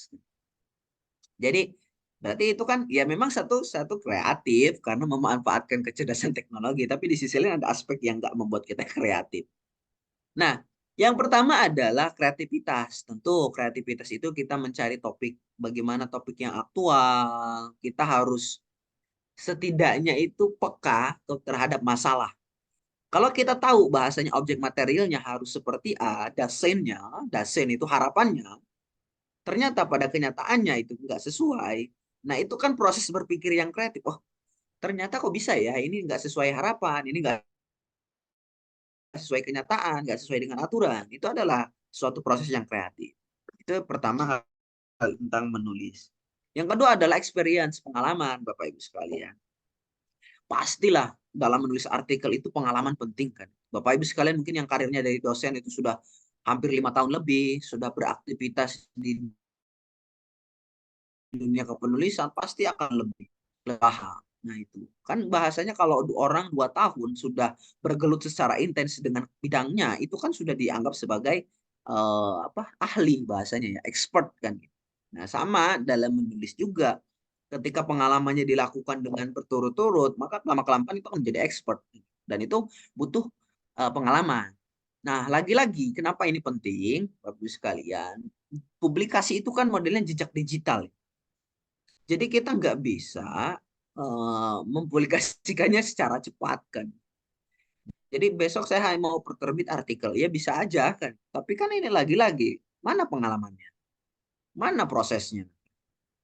Apalagi pengalaman ketika dikomentarin reviewer yang kadang ngeyel. Kita udah mentok bingung, perasaan naskah saya itu sudah bagus, kok tiba-tiba di komen yang jelas. Apalagi kita ditolak. Mending kalau ditolak itu ada keterangan yang menjelaskan apa sih yang kurang dari naskah kita. Kalau cuma ditolak doang kan, ya, kita nggak tahu salah kita di mana. Itu adalah proses pengalaman yang cukup panjang. Nah, selanjutnya adalah masalah teknik. Nah, tentu untuk membuat sebuah judul kayak tadi ada yang pakai anak judul, ada yang enggak, terus ada yang membuat abstrak dan lain-lain, itu kan perlu teknik. Nah, kalau kita nggak mempunyai teknik, bagaimana membuat sebuah literatur review nggak punya teknik, ya Makanya menulis itu kan perlu teknik. Jadi nggak hanya menulis, nulis, tapi punya teknik. Nah, selanjutnya adalah konsistensi and hard work. Ya maaf, maafnya ngomong ketika Bapak Ibu dosen yang sudah mungkin punya jabatan, pasti kan BKD paling cuma satu kan gitu kan.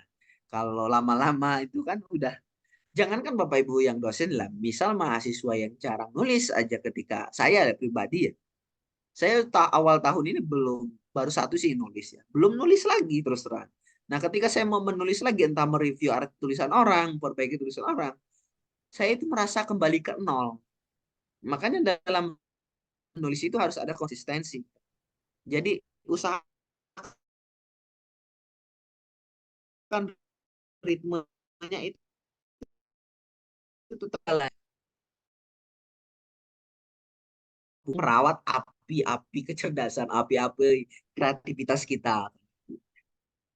Kalau hard work ya tentu pasti kualitas paper yang bagus tentu perlu kerja keras. Oke, apa sih yang akan kita bahas selanjutnya adalah yang pertama the process of finding the best references kan.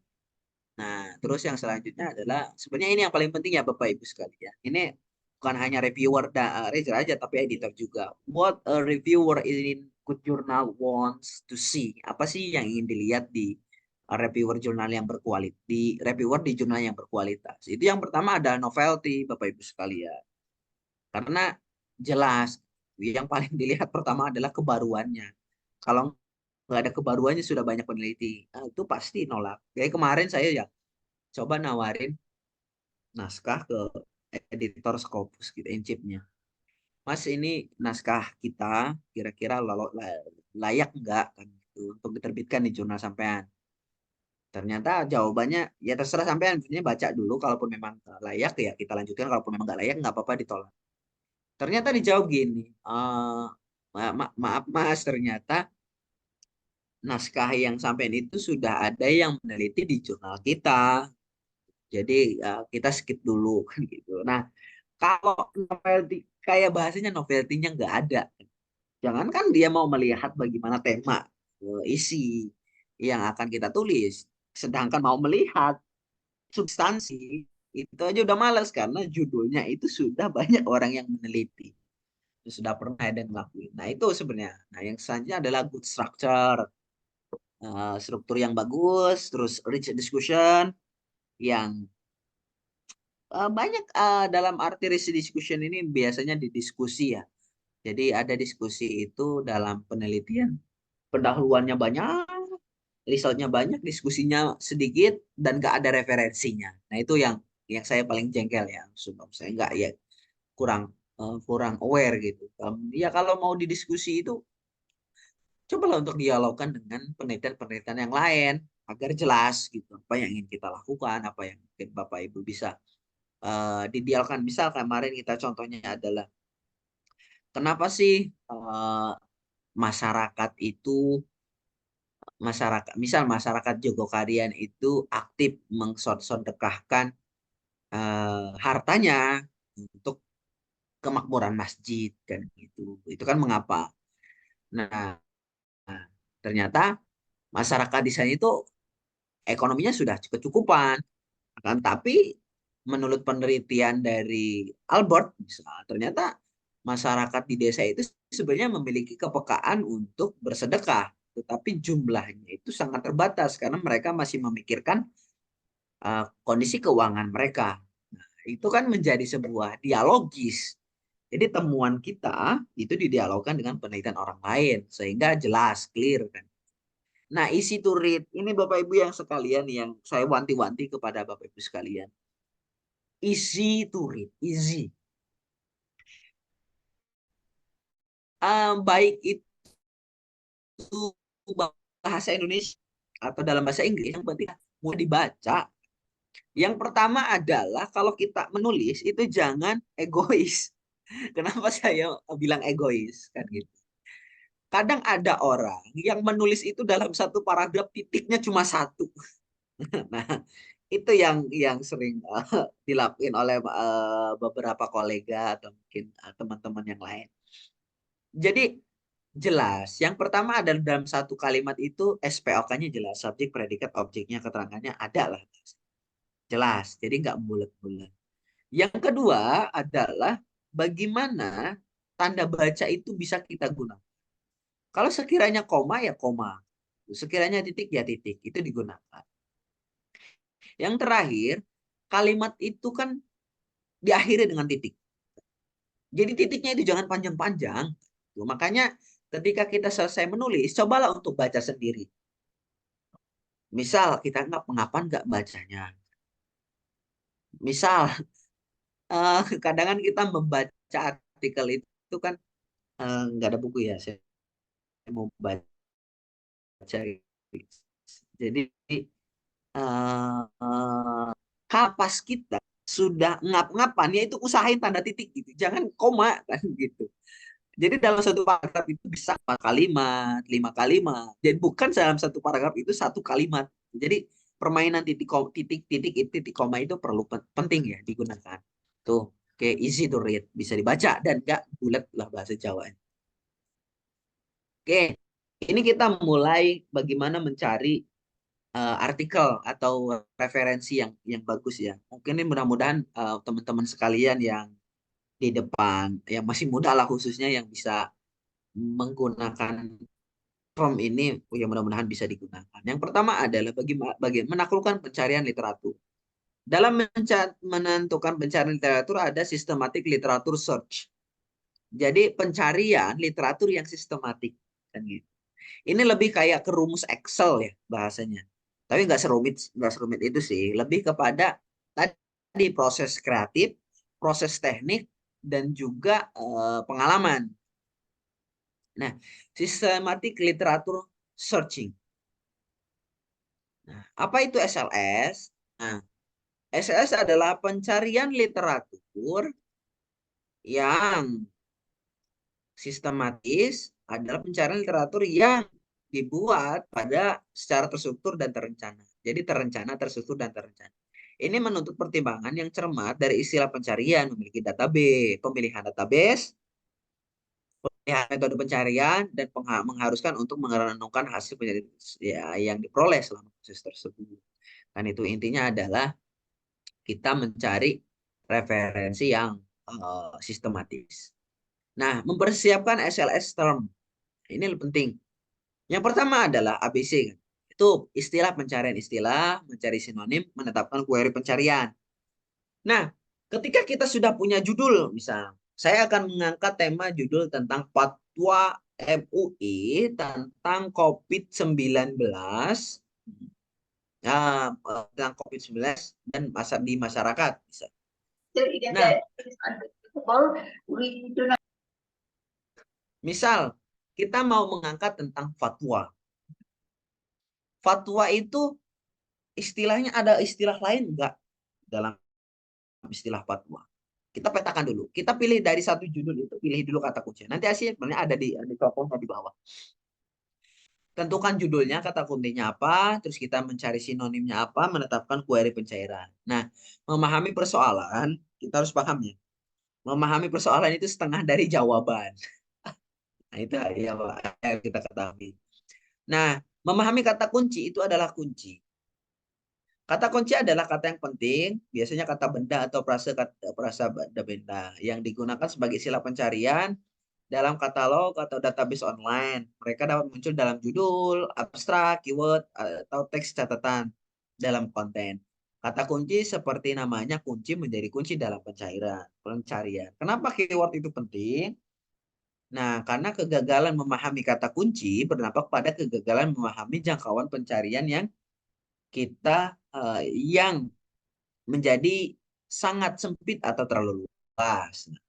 Misal kita mau meneliti tentang manajemen pendidikan, tapi kita mencari keywordnya adalah pendidikan Islam, tentu itu sangat luas. Kenapa tidak manajemen pendidikan Islam? Nah, kan itu lebih detail. Manajemen pendidikan dan Islam. Nah, itu ada 3 kata kunci. Nah, itu jelas ya. Oke, next. Nah, ini sebenarnya yang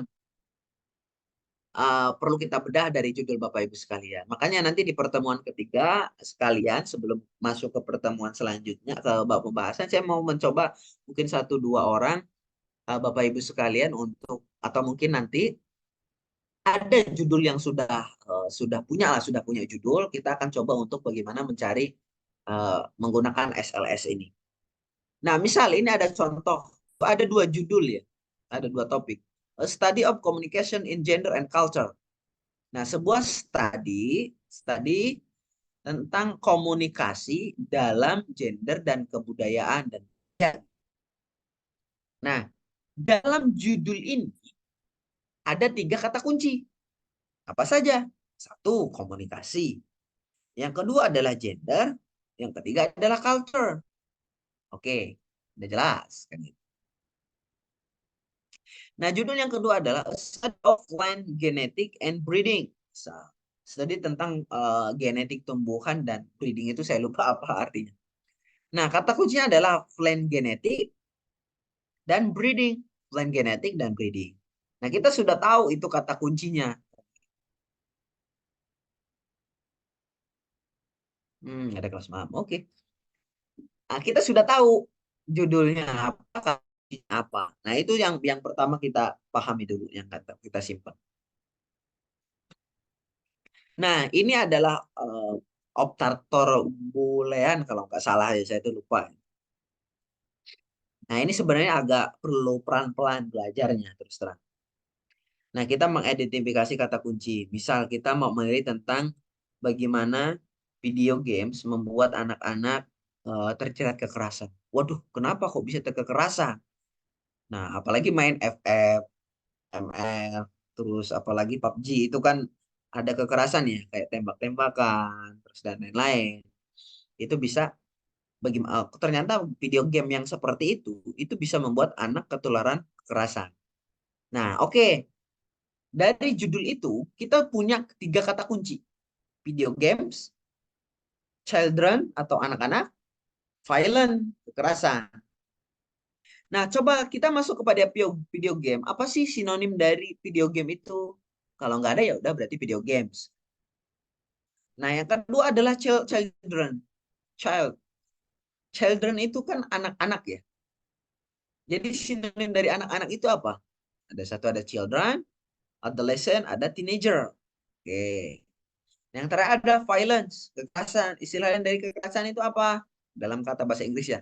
Ada violence, ada brutal, ada kriminal. Nah, oke. Kita sudah tahu nih kata kunci sinonimnya apa aja.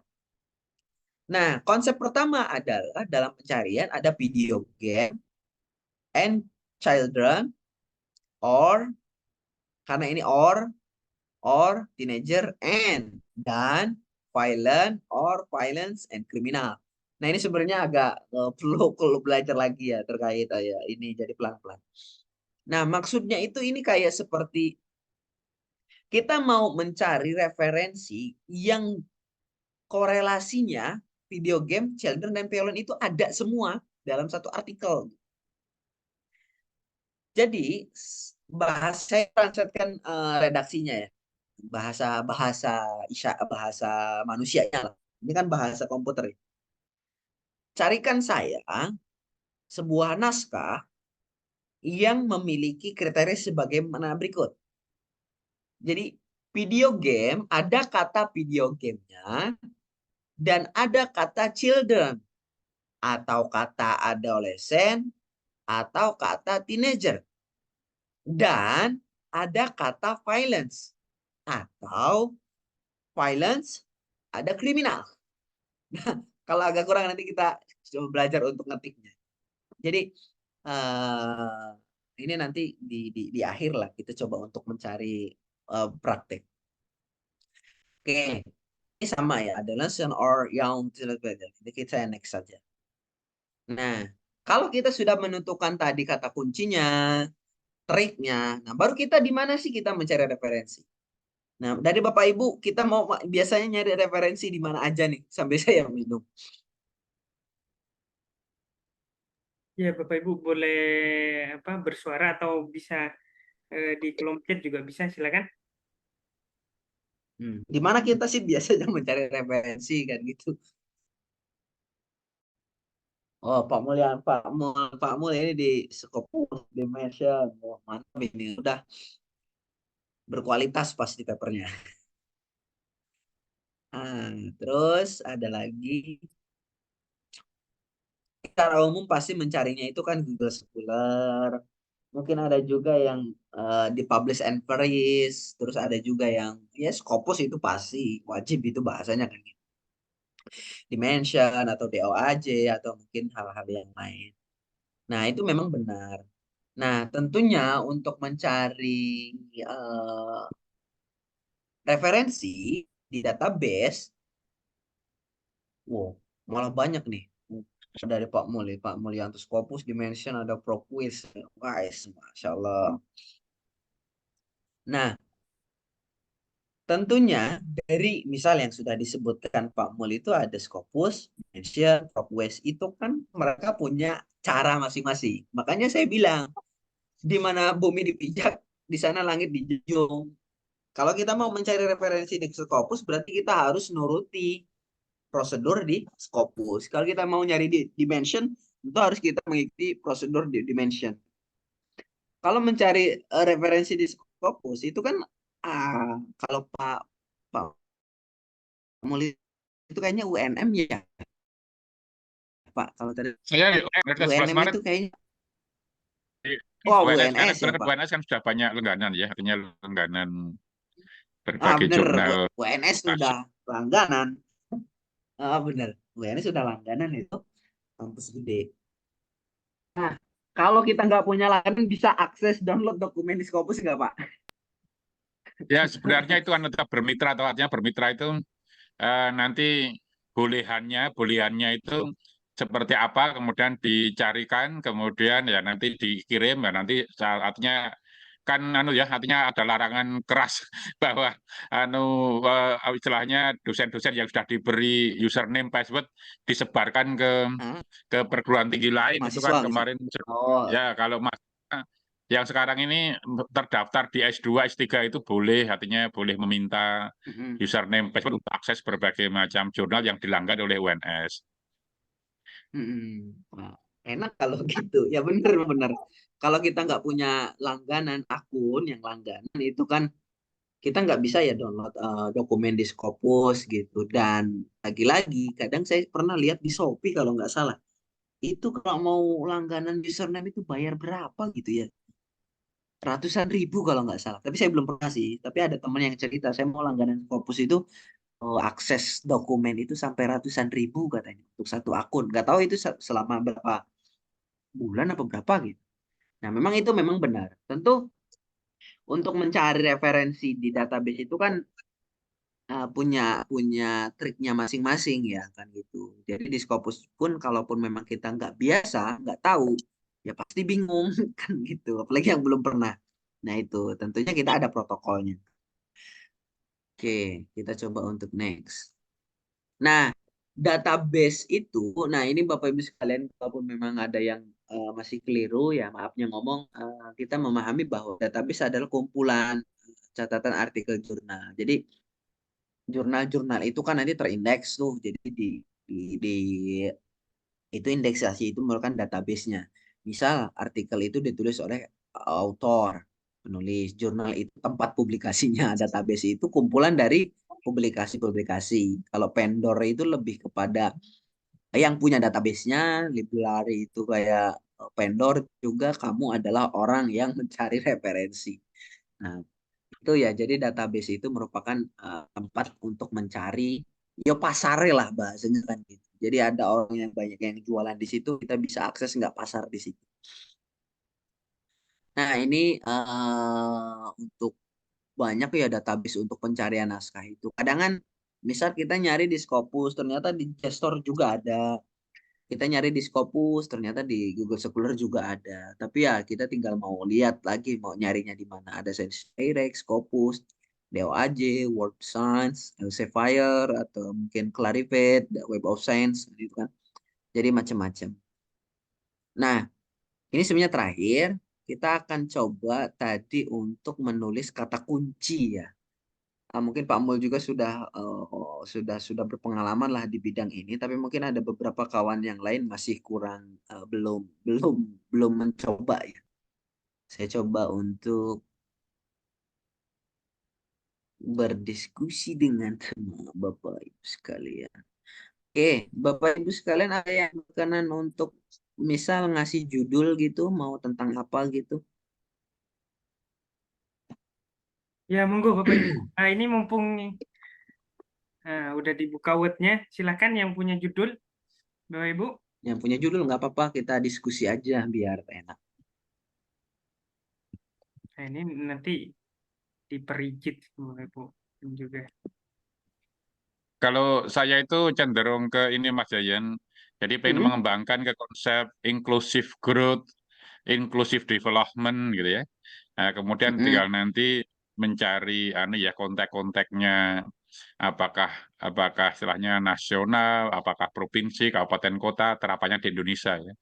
Karena tentunya eh Bappenas itu kan sekarang mengukur pembangunan tidak hanya satu variabel, cuma pertumbuhan ekonomi atau per kapita, sehingga dikomposisi dengan berbagai macam variabel, akhirnya ketemu indeks pertumbuhan ekonomi inklusif lah. Itu kan nanti akan ada pilar-pilar ya, pilar 1, pilar 2, pilar 3, sehingga kalau diterapkan, saya pengen mengangkat Jawa Tengah itu kan ada 35 kabupaten kota, kemudian juga ada kawasan, 8 kawasan, kemudian ada periode ya 2011 sampai 2021. Sehingga saya pengen mengangkat Mm-mm. Pak Ganjar Pranowo itu kan istilahnya ada 2 periode. Mm-mm. 2013 sampai 18, 18 sampai 23, dan nanti dinamika capaian indeks pembangunan inklusif ketika masa pertama, masa kedua, kemudian berbasis kepada kawasan ya, 8 kawasan, ada namanya Subosuka, Wonosraten, Surakarta, Mm-mm. Boyolali, Sukoharjo, artinya menunjukkan nama-nama kabupaten kotanya gitu ya. Nah, sehingga Mm-mm. saya itu dinamika pencapaian pembangunan inklusif di Jawa Tengah berbasis kawasan pada era Ganjar, Gubernur 1 dan 2 misalnya gitu ya. Oh ya, pada kawasan jadinya Ya, kawasan nanti pada era gubernur gubernur 1 dan 2 ya Gubernur. gitulah. Ya, ya. Hmm. Oke, sebenarnya kan ini, kalau kita tadi kan memang benar sih Pak, kalau sekarang itu kalau mau meneliti tentang indeks, apalagi kan indikatornya kan banyak ya. Tadi kan sudah Bapak jelaskan, tidak hanya sekedar ekonomi aja, tapi hal-hal yang lain. Tapi ini bagus ya, dalam artian di luar, kita mau melihat indeksnya itu seperti apa, apakah pas dipimpin oleh gubernur yang bersangkutan itu maju atau enggak, kan gitu kan. Sebenarnya itu kan hitungan ya, apalagi Bappenas. Nah, kalau kita mau melihat ini kan kata kuncinya sudah kelihatan ya. Ada satu, pembangunan inklusif. Yang kedua adalah, mungkin ini pembangunan kawasan lah, bahasanya kawasan. Kalau kata kunci kawasan doang kan nggak mungkin. Tapi kan pembangunan kawasan. Nah, ada yang harus kita temukan itu kan, pertama ini ada kata kuncinya. Kata kunci pertama. Nah, ini saya coba untuk pembangunan kawasan aja. Nah, tentu kan kalau kita mau mencari, kira-kira dari pembangunan inklusif ini ada istilah lain nggak, Pak?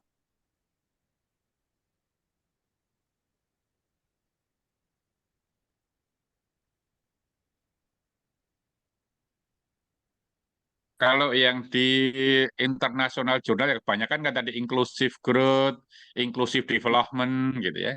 Eh, Oh, ini Kalau yang kawasan kan area, eh, artinya inclusive growth, inclusive development, tulisan inklusif kayak ini ya, growth lah. growth with TH ya, growth, Growth dan inclusive lain-lain development. bisa. Kalau yang pembangunan kawasan, Ya, area development, area, misal ya. strategic development, Hmm. strategic development ya, pembangunan strategis development, strategis yang Develop. Saya itu kalau nulis ngetik bahasa Inggris rada ya, develop.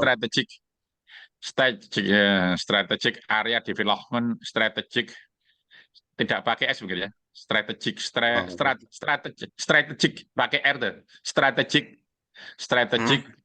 area development. development. Ya. Ini contoh kan kita sudah punya kata kunci karena ini kan kita mau mencari misal langsung tentang naskah pembangunan inklusif yang istilah lainnya adalah inclusive growth misal. Kita coba aja lah untuk biar enak membangun rumusnya. Jadi ini kan kata kunci pertama, ini kata kunci kedua, sedangkan ini adalah persamaan dari kata kunci persatu, ini persamaan dari kata kunci kedua. Nah, jadi kalau kita mau mencari sebenarnya bisa kita gunakan ini. Jadi pembangunan inklusif. Oke, nanti ini biasanya ditulis kalau mau di Google Scholar, mau dimanapun ini dipakai. Misal kita harus mengawalinya dengan tanda petik 2. Pembangunan inklusif or titik 2 lagi, inclusive growth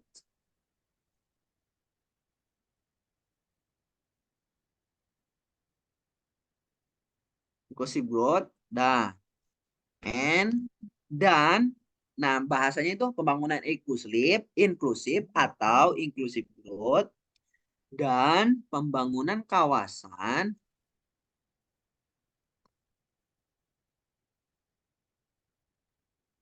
dan kata pembangunan kawasan atau kata lain area development atau kata lain or lagi strategic development.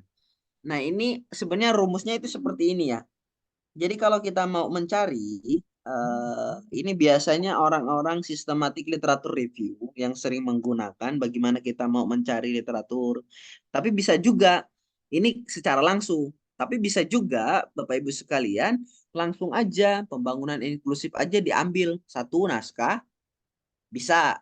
Tapi kalaupun memang mau ini digunakan langsung, itu nggak apa-apa. Tapi ini lebih baik digunakan untuk mencari literatur yang serelevan dengan penelitian kita. Kan gitu. Jadi kita akan meneliti tentang dinamika pencapaian pembangunan inklusif di Jawa Tengah berbasis kawasan, pembangunan kawasan. Nah, berarti yang harus kita akan melihat dulu. Yang pertama adalah literatur review dulu lah bahasanya, mencari referensi yang sesuai dengan ilmu kita, yang sesuai dengan apa artinya penelitian yang ingin kita lakukan.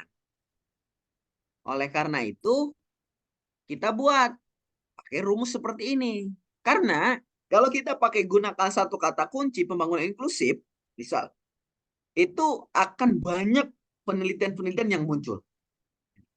Atau menggunakan satu terminologi, itu akan muncul kan gitu. Banyak. Jadi lebih efisien kalau mau menggunakan literatur review pakai rumus ini. Kan gitu. Tapi kalau mau mencari referensi, kita pakai semua ini nggak apa-apa. Kan gitu kan. Karena apa? Kita setidaknya dalam kalau mau menyari, ini kalau dari Prof. Jo ya, masuk Scopus itu, kalau kita mau mencari referensi yang berkualitas, pertama tentukan kata kunci. Dalam satu judul itu coba cari 5 kata kunci. 5 kata kunci ini coba ambil 10 referensi yang terbaik. Yang paling relevan dan paling terbaik. Akhirnya, nah, kita akan dapat referensi-referensi yang terbaik kan gitu. Jadi entah itu 10. Jadi 10 kali 5 udah 50 referensi, itu sangat gemuk untuk sebuah penelitian. Ini saya akan coba untuk masuk ke akun Win, masih masuk nggak ya saya? Bisa nggak?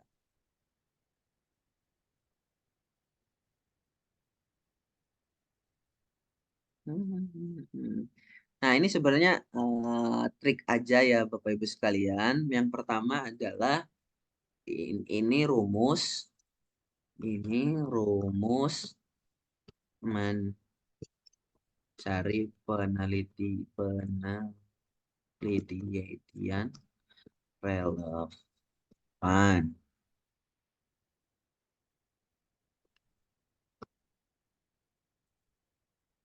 Kalau mau mencari referensi,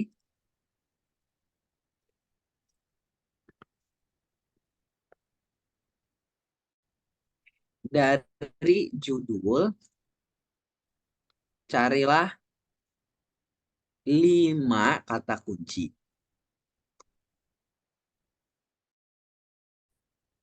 Setiap kata kunci carilah 10 referensi. Berkualitas itu seperti apa?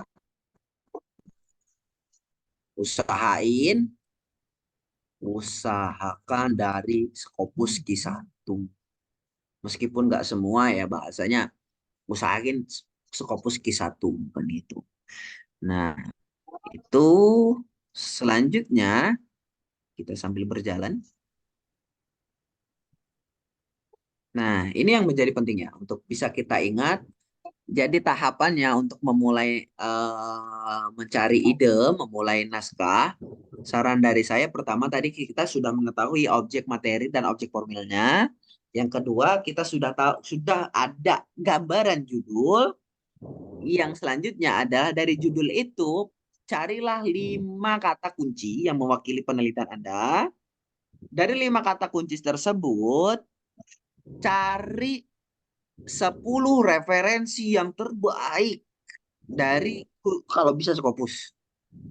Walaupun memang ada dari jurnal Sinta 1-2 ya nggak apa-apa kan gitu. Tapi usahakan dari Scopus. Waduh.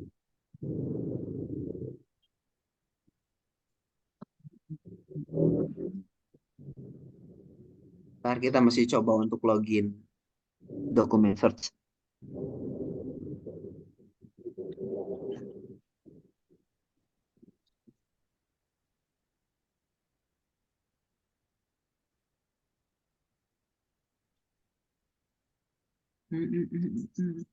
Ternyata rada sulit ya.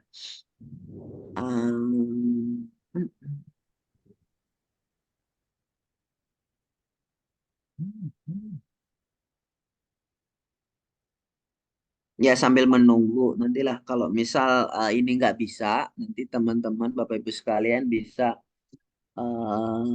ada kalau nggak salah di YouTube saya kalau nggak salah kita ada tutorialnya gitu kalau mau melihat bagaimana mencari sumber. Nah ini sudah ada sih. Saya coba ganti share screen. Kayaknya Pak Mul juga sudah biasa mencari seperti ini. Saya dulu sudah mengumpulkan untuk 2 kajian Ah, bibliometrik sama SLR, tapi di tengah jalan karena banyak kegiatan lain berhenti, jadi nggak pernah optimal gitu. benar. Nah ini tampilannya ya, tapi ini sebenarnya saya pakai akun dari Win Sunan Kalijaga, ternyata bisa. Jadi kalau kita nggak punya akses, tampilan ini tuh nanti hanya sebatas pencarian nama jurnal aja, nggak bisa search dokumen gitu. Makanya itu harus langganan dulu, setidaknya kita punya akunnya. Nah, kalau kita mau mencari, sebenarnya ini untuk teman yang lain juga, misal saya mau mencari tema tentang apa ya? Tadi kita membahas tentang misal strategic development lah, oke lah pakai yang tadi. Strategic development, oke kita copy. Tapi jangan lupa harus pakai tanda petik ya, biar nanti jelas gitu. Soalnya kalau nggak pakai tanda petik itu nanti ada strategik masuk, development masuk. Kita coba search.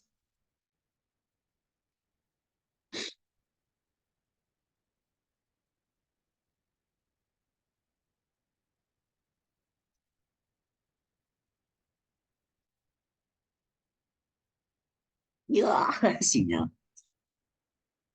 Ya, ini kalau mau lihat tampilannya itu seperti ini. Posisi kita belum terlihat. Nanti kalau yang nggak tanpa login itu dia tampilannya pencarian antara outdoor search sama juga pencarian jurnal aja sih.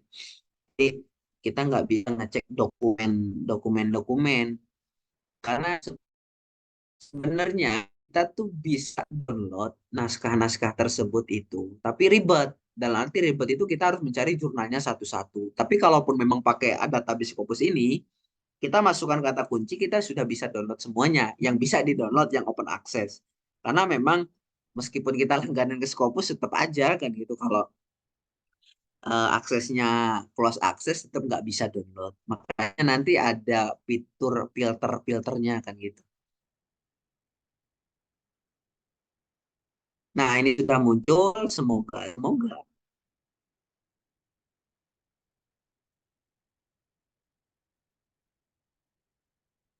Hmm. Oke, ternyata dalam pencarian kata kunci di Scopus itu tentang strategic development itu ada 3.411 dokumen kan gitu. Nah, apa yang harus kita lakuin? Oke, saya akan coba untuk, penelitian saya itu harus 5 tahun terakhir, berarti kan dari 2019. Kita coba filter 2019 sampai 2024. Oke, cuma 5 tahun aja lah yang baru. Nah, subjek areanya strategic development itu masuk ke apa? Kan engineering kayak apa? Social science atau bisnis atau apa kan gitu kan. Saya akan coba untuk ternyata social science aja lah. Oke, ilmu sosial. Nah, saya mau mencarinya itu dari artikel, conference paper, atau book paper. Ya udah saya fokus mau aja ke artikel. Bahasanya mau bahasa apa? Inggris, Russian, Chinese, Spanish, Ukraine. Inggris aja lah yang bisa saya paham. Keyword ini biar biar lebih bagus ya udahlah strategi development aja. Negaranya kita mau cari negara mana? Kita pilih. Kita coba semuanya aja. Short title nggak usah. Publication sites, saya mau yang sudah jadi. Itu nggak usah yang kita press. Nah, ini yang terakhir.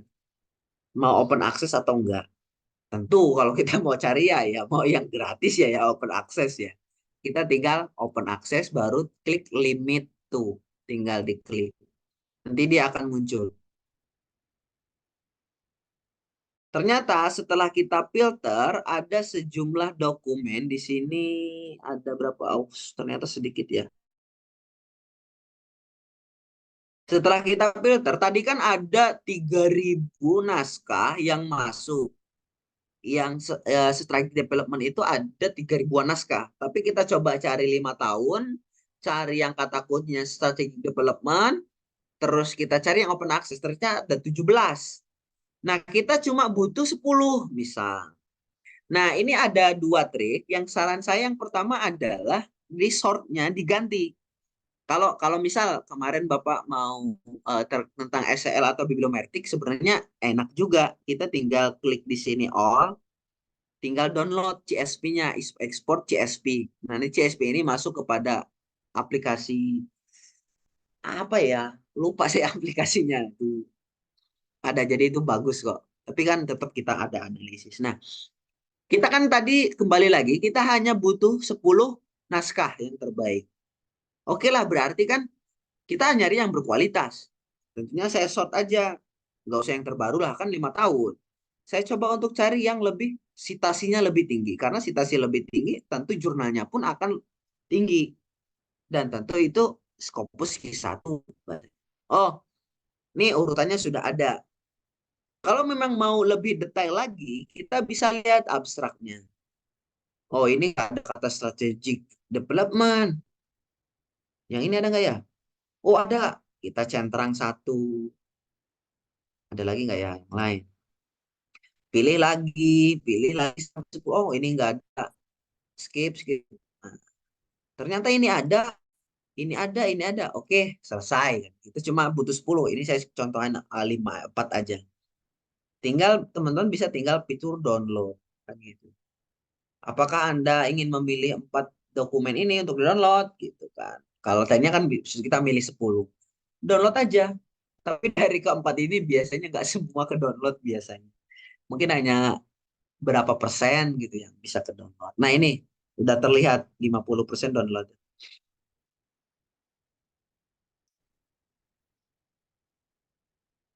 Ternyata 1 2 baru.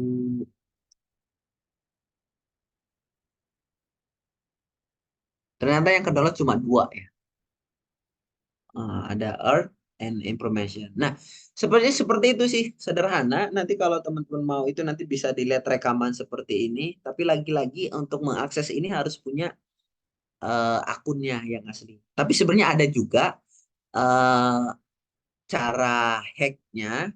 Itu ini kan sebenarnya ya kalau menurut Pak Jo itu pintu depan. Kita mau mencari pintu depan. Ada pintu belakang, pintu samping juga ada. Nah, gimana caranya? Buka di Science Direct. Bisa juga kalau di Science Direct itu kita nggak perlu akses seperti Scopus, tapi referensinya juga hampir sama. Kita bisa gunakan itu, kan gitu. Untuk caranya sama, kan gitu. Nah, itu sebenarnya seperti itu untuk kita mencari referensi yang berkualitas. Uh, Hub bagus, kita mau ya bisa Hub juga bisa. Tapi kalau bisa itu sebenarnya yang pintu depan itu kan Scopus, pintu samping itu Science Direct karena itu kan bawahnya dari Elsevier. Lalu kita cari lagi di Mendeley, itu juga ada. Nah, kalau Hub itu kan bahasanya ada di Internet Archive juga ada, Publish dan Peris juga ada. Tapi ini kan kita cari dari yang pintu depan gitu bahasanya, yang pintu depan. Kalau mau pintu belakang nggak apa-apa, nggak masalah. JSTOR juga kan ada, itu juga bisa. Kadang kan gratis, kadang enggak.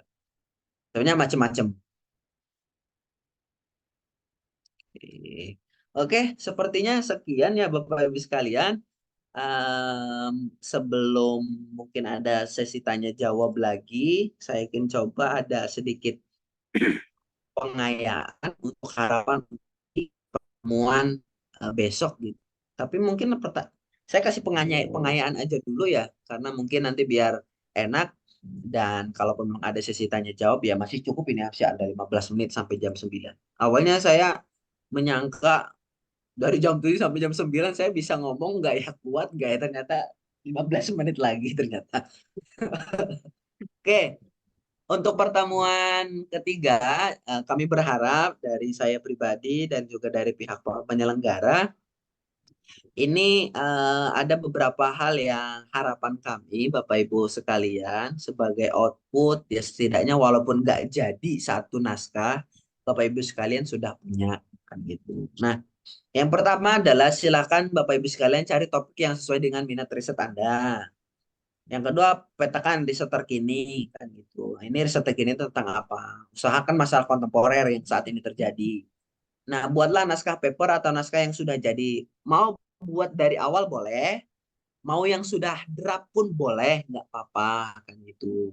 Yang penting saya tuh meminta requestnya itu minimal ada abstrak, ada judul, abstrak, dan pendahuluan. Nah, itu. Naskah tersebut akan kita coba review bareng-bareng di pertemuan ketiga dan keempat. Karena pertemuan ketiga itu kan kita belajar membuat literatur review, dan pertemuan keempat itu kita belajar untuk menulis introduction. Tapi nanti kita akan coba review di pertemuan ketiga dan empat. Jadi Bapak Ibu sekalian, kalaupun memang naskahnya belum ada, kita coba untuk yang penting harapannya ya mungkin 3 orang lah untuk besok kita coba untuk review, membahas tentang yang penting ada judul, ada abstrak, dan terakhir ada introduction. Sisanya itu ya kalau bisa selesai ya monggo, kalaupun belum ya nggak apa-apa. Mungkin itu saja Mas Noval dari saya. Ini mari berbagi, kalaupun ada memang pendapat yang mau sharing share pendapat ya nggak apa-apa. Ya, baik Bapak Ibu, itu pengayaannya bagus sekali ya. Jadi ada luarannya, ada oleh-olehnya itu, ada bentuknya kayak gitu. Masalah nanti di permak ataupun nanti ada revisi sana sini itu sebuah proses lah kayak gitu. Monggo Bapak Ibu yang mau bertanya tentang pengayaan atau materi-materi yang tadi dijelaskan. Silakan. Yeah. Saya kira ini kayak mereview Mas Yayan ya. Saya dulu kan pernah Ah, ngikut ngikut istilahnya target pembuatan artikel melalui LSR ya. Atau memang di tengah jalan sudah hampir rampung, tapi tadi begitu ada pekerjaan lain dan mendesak itu akannya terlupakan itu ya. Tapi sudah mencoba betul. itu ya, Force Viewer, Biblioseni, Mm. kemudian Nah, ya Tapatan itu Pak Prisma Post ya. Viewer. Ya, ya, artinya itu Ah, sudah mencoba dan sudah ya di tengah jalan sudah jadi juga itu. Tapi ya, ada hikmahnya ya. Artinya hikmahnya itu punya gambaran pemetakan bolehan ah, bolehan tadi sudah ketemu juga. Artinya kelompok-kelompok dengan kata kunci ini ketemu jurnalnya. Artinya memang mm. perjuangan ya, tidak semuanya ketemu di Scopus ya, nanti melalui dimension, melalui apa sampai muncul sejumlah jurnal. Tapi ya tadi begitu jurnal sudah ketemu juga itu kan perlu perlu mengambil yang penting-penting, itu yang kadang-kadang menjadi masalah ya, ketika sudah ketemu semua jurnal yang bagus-bagus semua kuartil satu, ya akhirnya waduh banyak juga gitu ya. Setelah banyak juga akhirnya ya istilahnya kan ya, itunya kalau orang Jawa itu kewawoken Oh, mencermati satu-satu ya, jurnal ini di mana, jurnal ini di mana, jurnal di mana, sehingga ya akhirnya nggak jadi, akhirnya nggak jadi ya saya kira itu pengalaman, sehingga nanti monggo seperti mm. apa agar motivasi ini dibangkitkan lagi sehingga menjadi luaran yang agak lumayan. Ya demikian Mas Yayan, Amin. Mas Nopal ya. Iya. Tapi malah malah bagusan sampean Pak, udah maksudnya menjajah semua gitu. Kalau saya sih pribadi kemarin itu masih belajar itu sampai bibliosi aja gitu. Jadi narik data, metadata, dimasukkan ke bibliosi terus dijelasin gitu. Baru sampai di situ. Tapi secara umum sudah dijelasin, saya udah maksud, tapi saya itu belum, ya sama Pak, belum bergerak ke oh temuannya seperti ini, analisisnya seperti ini. Belum sampai sana juga. Itu kan ada namanya Pak Gusman Nawawir ya, Nus Gusman Nana, apa-apanya itu kan sering mengadakan ya pelatihan bibliometrik, pelatihan SLR itu. Hmm. Saya sering ngikutin beliau gitu sampai sampai Ah. bootcamp penulisan jurnal itu. Tapi ya tadi, pokoknya namanya dosen itu tiba-tiba ada, saya kan tim penjamin mutu ya, artinya GKM, Waduh. gugus kendali mutu program S3. Ketika ada AMI, ketika ada akhirnya semuanya terlupakan gitu. Nggak jadi gitu. Jadi ini yang kadang-kadang tadi kendala utama itu, selain dosen ada sampiran-sampiran tugas, dan tugas itu ternyata deadline ya. Ketika deadline itu sudah layak ditinggalkan, balik lagi berat, balik lagi berat tuh. Ya, sekarang nanti Bener. ini saya tuh sering ikut seperti ini hanya membangkitkan motivasi ya. Banyak pekerjaan sudah Ah. separuh harga. Saya tuh kebetulan juga ini ya, seneng di keuangan daerah, seneng di ekonomi regional. Itu tawaran ngisi pelatihan DPRD itu kadang-kadang satu bulan itu bisa 6-7 kali, wah pokoknya Oh. ya nggak pernah tuntas lah gitu ya. Sehingga ya tadi saya itu merasa sekarang itu kumpul sudah 1078, tapi kan ya tetap 3D, kadang males males ngurus, begitu sudah mau gitu tak tinggal lagi gitu ya, sehingga saya Ah. merasa proposal terserah nggak ya terserah, pokoknya bagi saya mencari itu kewajiban ya, ya Iya saya bener itulah sih, gitu ya. bener. Ya, Insya Allah. Mungkin bisa sharing-sharing Mas Zazen tentang bagaimana Mas Zazen merangkai apa Scopusnya Mas Zazen kayak gitu. Saya udah searching beberapa diantaranya ini kayak gitu kan. Sekedar Hmm. apa tadi ya merangkai beberapa dari Scopus itu kayak gitu. eh, Alurnya seperti apa kayak gitu. Nah, Alur publikasinya apa kalau nulisnya, Mas? menulisnya mungkin Oh, juga menulisnya. ini ada yang dari al al istimbat sama apa al maslahah sama yang ini ya juris ya. Ah, ada satu lagi al-ahwal tapi PDF-nya belum keluar itu. Nah, mungkin cerita apa ya di balik layarnya itu kayak gimana gitu, suka dukanya gitu, itu juga bisa mungkin menambah spirit peserta dan kita kita semua, monggo. Oke, baik. Sebenarnya kan kalau kita berbicara masalah publikasi pasti ada struggle-nya, ada enaknya, ada kurangnya gitu. Nah, sebenarnya lagi-lagi Bapak Ibu sekalian, kalaupun memang kita sebenarnya maksudnya saya ya yang mungkin pengakuan dari itu arti kamu siapa, tiba-tiba mau publikasi di sini kan itu pasti. Apalagi saya pernah ditembak itu sama editor in chief-nya Samarah, Win Araneri, itu kan udah Q1 sekarang. Waktu itu kalau Anda itu masih mahasiswa tiba-tiba mau publikasikan di Scopus kan, apalagi dosen Anda masih dijadikan penulis terakhir. Tentu ini nggak elok gitu, dalam artian nggak etis lah kan. Tapi berbeda ketika kita mungkin sudah banyak tulisan, karena mereka akan melihat background dari kita itu sendiri. Nah, dari 2 naskah yang saya terbit itu, kalau ini kan naskah bonus sebenarnya yang El Masalah, yang asli sebenarnya saya nulis dari awal, itu kan istilah sama yang juris. Itu lebih kepada kita memanfaatkan relasi kan gitu.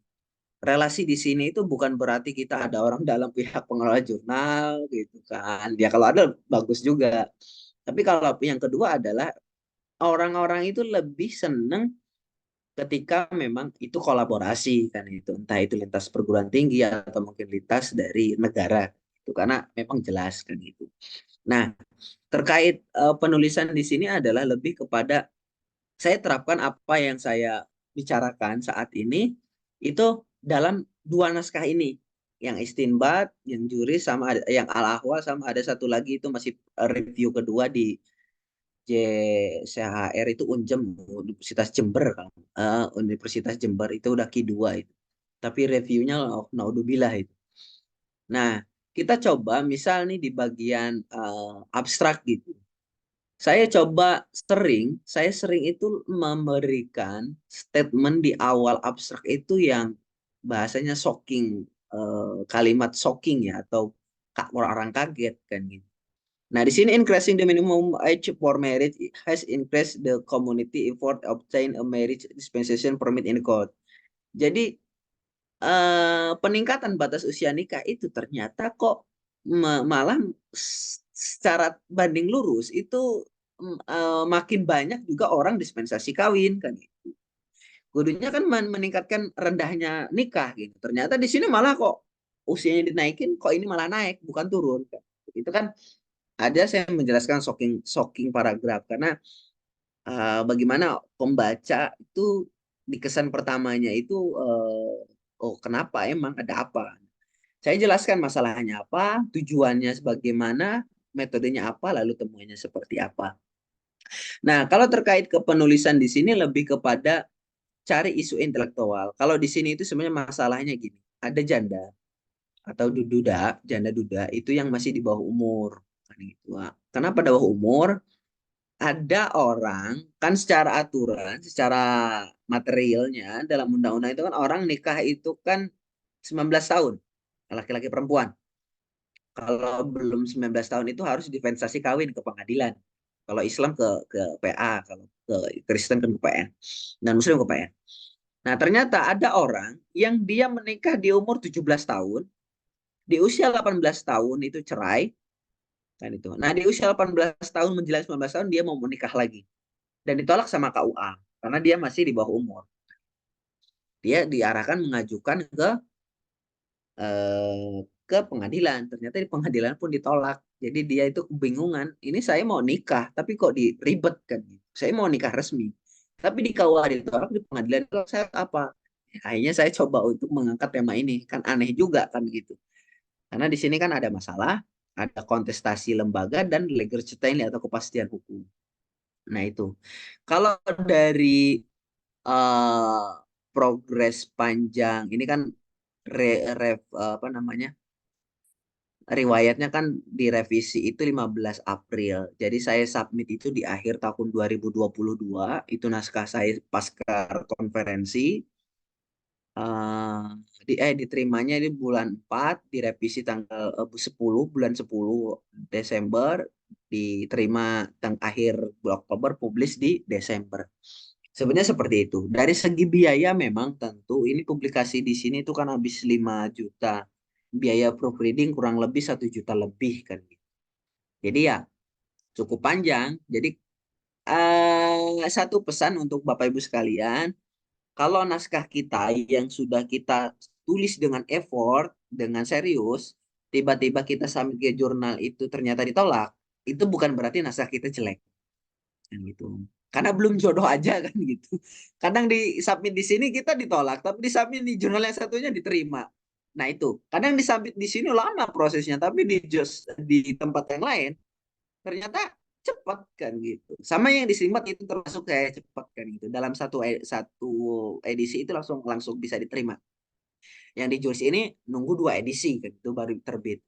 Nah, itu lebih kepada jodoh-jodohan. Makanya bahasa kalau Prof Jo itu dia ngomong yang penting tuh nulis. Masalah terbit, masalah enggak itu urusan nanti. Jadi banyakin aja dulu. Jadi kan jangan kita mikir saya udah nulis kok di sini nggak di-review ya ini setahun kita nggak nulis kan. Mending nggak nulis, kirim ke yang lain, entah terbit yang mana duluan ya nggak masalah kan itu kan. Bahasanya wes nulis wae lah yang penting kan. Urusan di publikasi atau enggak ya urusan belakangan. Nah, seperti itu. Itu sharing sharing singkat aja sih terkait publikasi.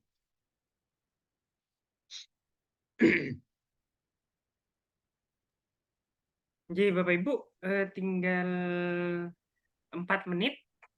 Ada lagi mungkin yang mau bertanya singkat, silahkan.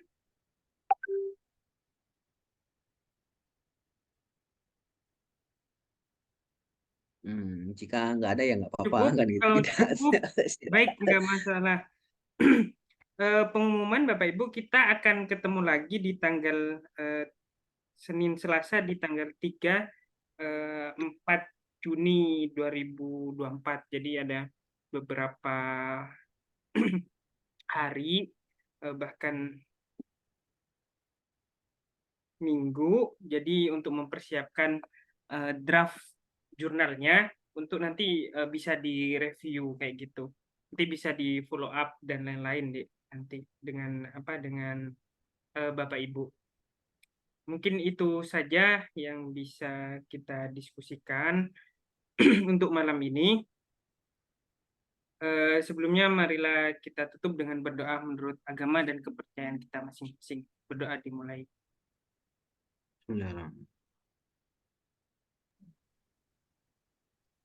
Oke, selesai. Sekali lagi terima kasih kepada Mas Zain, Bapak Ibu sekalian yang sudah menyempatkan waktu untuk bisa belajar bersama. Apapun yang bukti ijtihad kita lah kayak gitu. Itu saja mungkin yang bisa saya sampaikan, kurang lebihnya saya mohon maaf. Izin dokumentasi bisa on cam dulu Bapak Ibu sedikit.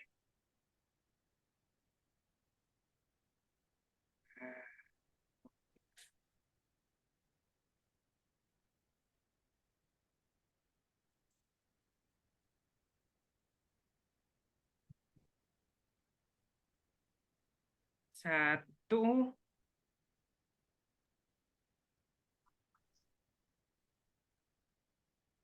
Oh, ya. Bu Siti Nurjana, Budarti. Oke. Wah, ini pejuang-pejuang jurnal luar biasa emang. Baik. 1, 2, 3.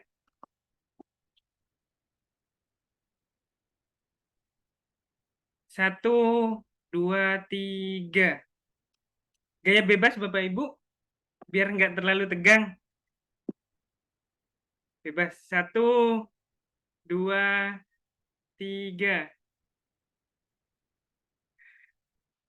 Oke. Matur nuwun sangat. Terima kasih sekali.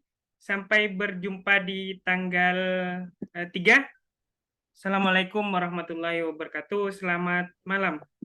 Ya, terima kasih Mas semuanya. Oke, Terima kasih Mas Zain, Mas Noval, Bapak Ibu semuanya. Ya Pak.